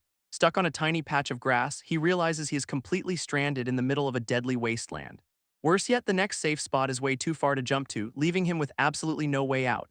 And just to make things perfect, mud spikes start raining down from the sky, Because the Mud Skipper boss has followed him, still screaming threats about how it is going to flatten him. It vows to chase him to the ends of the earth, even thanking him for the rage-induced power-up. Unfortunately for the boss, it seems to have forgotten one tiny detail while making its grand speech. It is a mud skipper, and this salt flat is rapidly turning it into a dried-up husk. This mighty boss can only scream as its body shrivels and gets tossed aside like a piece of jerky. Our boy easily dodges the flying corpse, pretty amused by this self-defeating strategy. He immediately absorbs the boss's remains for a massive HP boost, but the system warns him he is still in danger. Before he moves on, he snags the glowing core right out of its chest and holds up his prize as the rest of the body crumbles into dust, a truly poetic end. But his victory lap is cut short when he realizes he is still melting and cannot reach the next patch of grass. In a panic, he just dumps his entire inventory on the ground, hoping for a miracle, and spots an idea. Suddenly, a fully armored boot slams down onto the corrosive salt, leaving the boss to look on in spectral disbelief from the great beyond. This metal armor is completely unaffected by the ground's draining effect, so our boy just puts on the greaves and casually strolls away, totally immune to the damage. He takes his first shaky step in the new boots, but immediately starts flailing around, completely unused to having legs. It takes a moment for him to get his balance, nearly face-planting in the process, and at one point he even does an accidental split. But he finally gets the hang of it, starting to walk with a bit more confidence. He figures it is a lot like walking on stilts, just a matter of finding the right rhythm, and with a final glance back at the boss's ghost, he decides it is time to go. This spectral boss is not having it though, trying to cast its swamp flow art one last time, but the spell just fizzles out on the dry, cracked earth. Our boy cannot help but laugh, pointing out that there is no mud for the magic to work here, which sends the boss's spirit into a final, powerless rage, leaving Gon to continue his trek across the desolate wasteland. As he walks, he spots something glinting on the horizon and squints to get a better look at the mysterious light in the distance. It looks like some kind of glowing artifact sitting on a small island, which turns out to be a massive, fully functional teleportation gate. He is pretty shocked to find a portal in the middle of nowhere. But then he notices the massive, super-concentrated salt lake separating him from it. Deciding he is not strong enough for the human world yet, he turns away to find another path. This scene then cuts to a dark, rainy forest, showing several small graves at the base of an old tree. After that whole ordeal, Gon takes a moment to check his status, confirming he is now level 51. But he is pretty bummed out, since the Mud Skipper wiped out his entire puppet army, forcing him to start over. He decides the only safe play is to lay low and patiently grind his way back to full strength. And that night, a massive thunderstorm rolls through the forest, which our boy just casually observes from the comfort of his little hidey hole. He even uses a tendril to pull a leaf over the entrance, basically closing the door for the night. But his sleep is anything but peaceful as he starts having a pretty intense nightmare. A creepy, red-eyed monster appears in the rain, telling him he has been found, and the creature lunges forward with a terrifying scream, sending Gon into a full-blown panic even in his dream. He jolts awake with a start, literally jumping inside his burrow, and immediately grabs a spear, telling the imaginary threat to stay back. After a tense moment, he realizes his cave is completely silent and safe, and breathes a sigh of relief. Turns out that boss gave him some serious PTSD. This next morning, the sun is shining and the storm has completely passed. Gon gets right back to work, creating a few mini slimes to go hunt for food, and sends his new little helpers zipping off into the woods to do his bidding. With his forces rebuilding, he sets a new goal, hit level 60 to unlock his next evolution. But as he is lost in thought, something suddenly pokes him right in the side, and he looks up to see a giant blue frog-like creature looming over him with its tongue out. Gon is completely unimpressed, wondering if this new monster understands who is the hunter here, and immediately hits its outstretched tongue with his dissolution skill, sending the creature reeling back in pain as its tongue starts to melt. It tries to escape by activating a camouflage skill, blending into a nearby tree, but Gon just laughs, using a grid-like search ability to easily track it. This moment the creature is highlighted, a tendril shoots out and snags it. And just like that, he's got another monster under his thumb. He quickly turns it into a swamp patroller puppet, adding a stealth unit to his new army. At the same time, his mini-slimes return with a massive pile of food they have gathered. He realizes just dissolving mobs for exp is getting inefficient, so he needs a new strategy, which leads him to unlock the cooking skill to get more value out of his ingredients. Gon asks his system to scan the food pile for potential recipes, and gets a whole menu of grilled platters, soups, and skewers, but he quickly gets annoyed, realizing they all require a fire source he does not have. After a quick search for a no-fire option, he finally finds one, which turns out to be a plain salad with barely any HP recovery and zero effects. He is absolutely fuming, wondering what the point of such a useless dish even is. Needing fire, he recalls wiping out all the local bee masters and starts brainstorming other monsters. When suddenly a brilliant idea strikes him, he remembers another creature that has exactly the kind of firepower he is looking for. He remembers a local monster that is basically a walking lighter, the fire squirrel. So he immediately hunts one down, bringing his new armored boot down on the unsuspecting creature. And with the squirrel knocked out cold, Gon notes its fire is way stronger than the bee master's ever was. A quick puppeteering later, he has got a new fire squirrel minion with a handy fireball skill. which he immediately orders to heat up a makeshift stone grill he has prepared. This squirrel unleashes a surprisingly powerful fireball attack right onto the slab, turning it into a perfectly functional stovetop in seconds. Gon even crafts a spatula and ties on a headband, getting way too into his new chef role. Kicking off a full-on cooking montage as he stir-fries all the ingredients his minions gathered. After a couple of hours of intense culinary effort, he adds a final pinch of salt he brought from the wasteland, posing like a master chef. This resulting meal is so good it is literally glowing with divine light, and Gon looks on with pride, admiring his first successful dish. He has made a whole feast, including a frog platter, mushroom soup, and some crispy grubs. And without a moment's hesitation, he prepares to absorb the entire spread at once. Using dissolution, he instantly consumes the food for a massive burst of exp and buffs, having a food-induced vision of the frog ascending to heaven before leveling up to 52. He is stuffed but admits the exp gain from cooking is way more efficient than his old methods. And 2 weeks later, a map shows he has completely conquered the forest, turning it into his personal territory.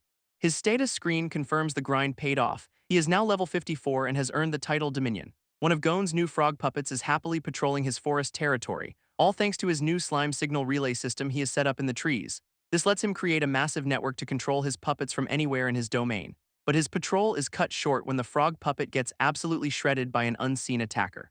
Leaving Gon wondering what the hell just one-shotted his minion, he immediately switches his consciousness to a bird puppet to get a look from above, and spots a seriously intimidating armored bull monster rampaging through the woods. One of his little slime relays on a branch starts shaking as the beast gets closer, so Gon just consciousness shifts directly into that slime for a front row seat. He can feel the immense pressure coming off this thing, confirming it is a high-level mob. Thinking he can take it, the little slime fires off a cytoplasm blast, but the bull just stares it down and activates a skill called Death Pressure. This hits the slime with a terrifying mental attack, basically scaring it to death, and the poor relay station is instantly vaporized, taking a huge chunk of Gon's HP with it.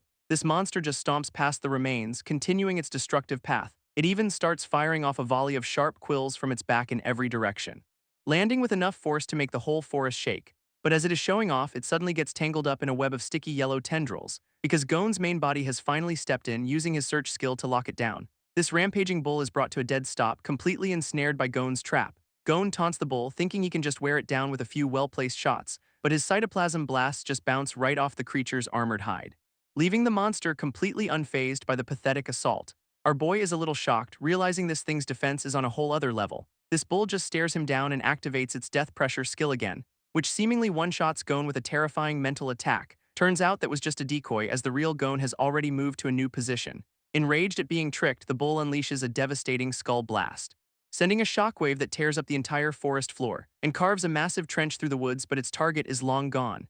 At that exact moment, a glint of light appears from the canopy above, and a sticky yellow tendril shoots out, snagging the bull from behind.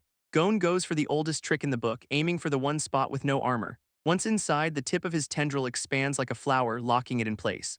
From a safe distance, he pulls taut, commenting on his surprisingly firm grip. He figures no matter how tough the hide, a direct internal attack is always the answer. This bull starts thrashing around in absolute agony, completely immobilized. Gon's tendril then travels all the way up through the monster's insides, until a minigon pops out right inside its stomach, ready to get to work. And with a final, disgusting flourish, he begins to dissolve the beast from the inside out. His mini-clone goes to town on the bull's insides with some newly formed weapons, causing the massive beast to stumble forward in absolute agony. This bull lets out one final, pained roar as the internal damage becomes too much to handle, and the minigon inside prepares to deliver the finishing blow. He activates his search skill from within, mapping out the creature's entire anatomy, which gives him a perfect, glowing blueprint of all its internal organs. His search quickly locks onto the most critical target, the bull's heart.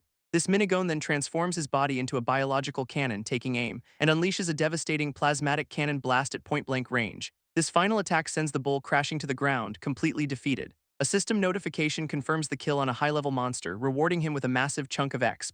Gon realizes the bull wandered in from an unexplored, lost zone on his map, which makes him wonder what kind of even scarier monsters are lurking out there. Deciding that is a problem for another day, he gets ready to dissolve the carcass for loot. This process yields high-grade meat for cooking and some top-tier armor plating for crafting. He is already thinking about the bonus XP he will get from turning this into another gourmet meal, and even gives the clean-picked skull a little thanks for the food nod. But just as he is celebrating, something strange starts happening in the sky above, as a massive beam of light shoots down from a newly formed portal, revealing the silhouettes of several beings preparing to descend into his forest. Out of the portal steps a team of B-rank adventurers, thrilled to be back in the swamp forest for a new mission. Meanwhile, another guild with flight magic zips ahead, leaving the ground pounders in the dust. Turns out it is a whole crowd of adventurers, all pouring into Gon's territory through this massive gate. This first team's leader worries about crossing the Death Salt Lake, which apparently dissolves anyone who falls in. But the red-haired guy is not worried, revealing he brought along a specialist for just this occasion. This specialist turns out to be a tiny B-rank mage with a ridiculously oversized hat. She immediately casts Flash Freeze, sending a wave of ice shooting out over the deadly water. And just like that, she creates a perfect ice bridge spanning the entire lake. Two overeager adventurers with magic boots immediately decide to sprint ahead of the group, waving goodbye as they shout about getting all the rewards for themselves first. This main party just watches them go, with the leader calling them clueless rookies who do not know the real dangers here. As the two guys race across the ice, they have absolutely no idea what is waiting for them. A giant snake monster bursts right through the bridge, instantly taking out one of the runners. This rest of the party can only watch in horror as the bridge shatters around them. A new, ridiculously buff adventurer explains the portal's magic probably caused the local wildlife to evolve. And he is right, because a massive three-headed hydra now stands between them and their objective. Elsewhere, Gon is already roasting up some swamp snake larvae he found, which gives a pretty sweet HP and speed buff. He happily chows down on his meal, though he takes a bit of damage from it being too hot. This reminds him he needs to craft that high-grade armor from the bull if he wants to take on tougher mobs. With his snack time over, he tosses the leftovers and gets ready to gear up for business. Gon decides it is time to craft, pulling up his special Forging Space skill. And with a smug grin, he dives right into his personal crafting dimension. Inside is a golden pocket dimension, basically his personal workshop, where a simple interface lets him combine materials without any tools. He immediately pulls out the high-grade armor plating he looted from the rampaging bull, using the bull's hide as the main material and adding some other monster parts as a supplement. This system gives him a final warning: if this fails, everything goes poof. Our boy is not worried since the original armor was basically useless anyway, so he is all in. He confidently slaps the forge button to get things started, and the materials start swirling around a magical anvil as the process begins. They start combining in a bright flash of light, and the whole space is engulfed in a blinding white flash. Gon's eye pops wide open as the crafting completes, when a newly forged gauntlet erupts directly from his own body. This is followed by a greave, as a full suit of armor materializes piece by piece. It is a success, leaving him standing in a full suit of custom-made plate armor. This new gear looks seriously impressive, practically glowing with power. Now for the final step, he begins to fill the empty armor with his slime body, his form flowing into every nook and cranny of the suit, essentially turning the armor into a new, much more durable main body. He activates his Dominion skill, taking full control of the new armor, and it turns out he is piloting it like a mech with mini-clones controlling each limb. This final result is a seriously cool-looking suit of custom plate mail. He does notice it is a bit smaller than the original bull's armor, probably from losing materials in the forge, but he is not too bothered since controlling it with 5 separate minds feels way more coordinated.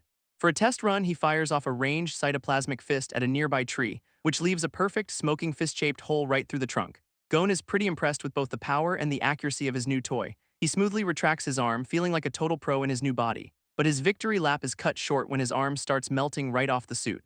A little slime worm pops out of his helmet as he realizes getting too cocky messes with his control.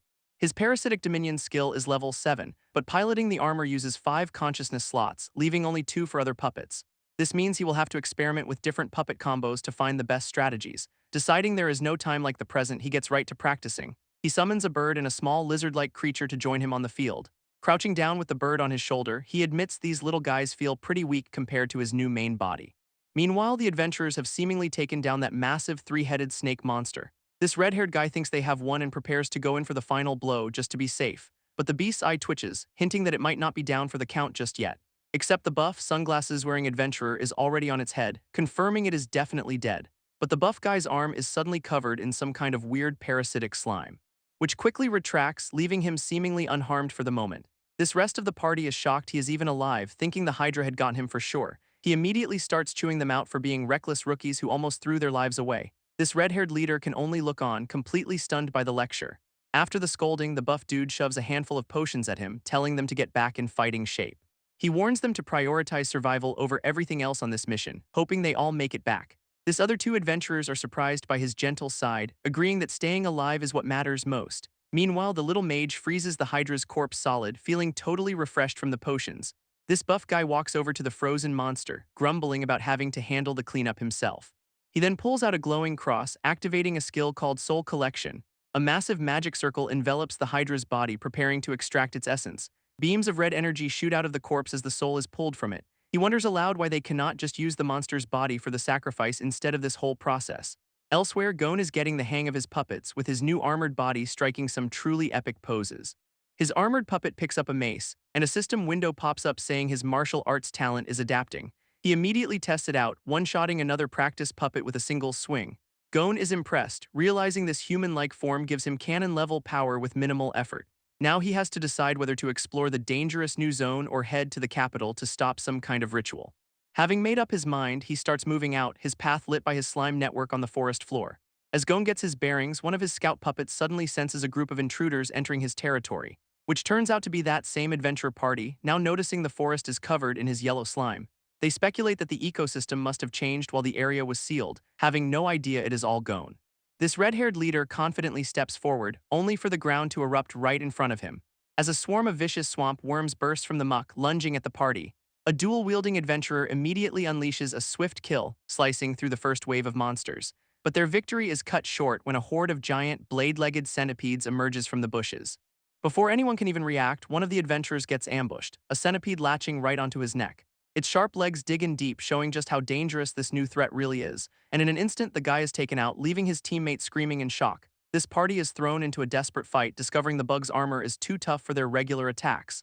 Even the skilled dual wielder starts to panic as a centipede crawls up her blade, completely grossed out. Just as things look dire, the red-haired leader tells everyone to calm down, his sword beginning to glow. He leaps into the air and slams his blade into the ground, unleashing a massive holy flame spell, which engulfs the entire area in a purifying inferno, forcing his teammates to brace for the heat.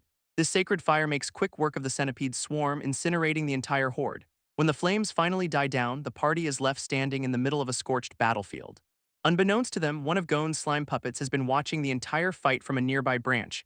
These adventurers have no clue they are standing right on top of his glowing, still active slime network. Their leader then activates a soul collection skill, using his sword to absorb the essence of the fallen monsters. This leader finishes absorbing the monster's souls, bathing in a cool blue light as his team watches.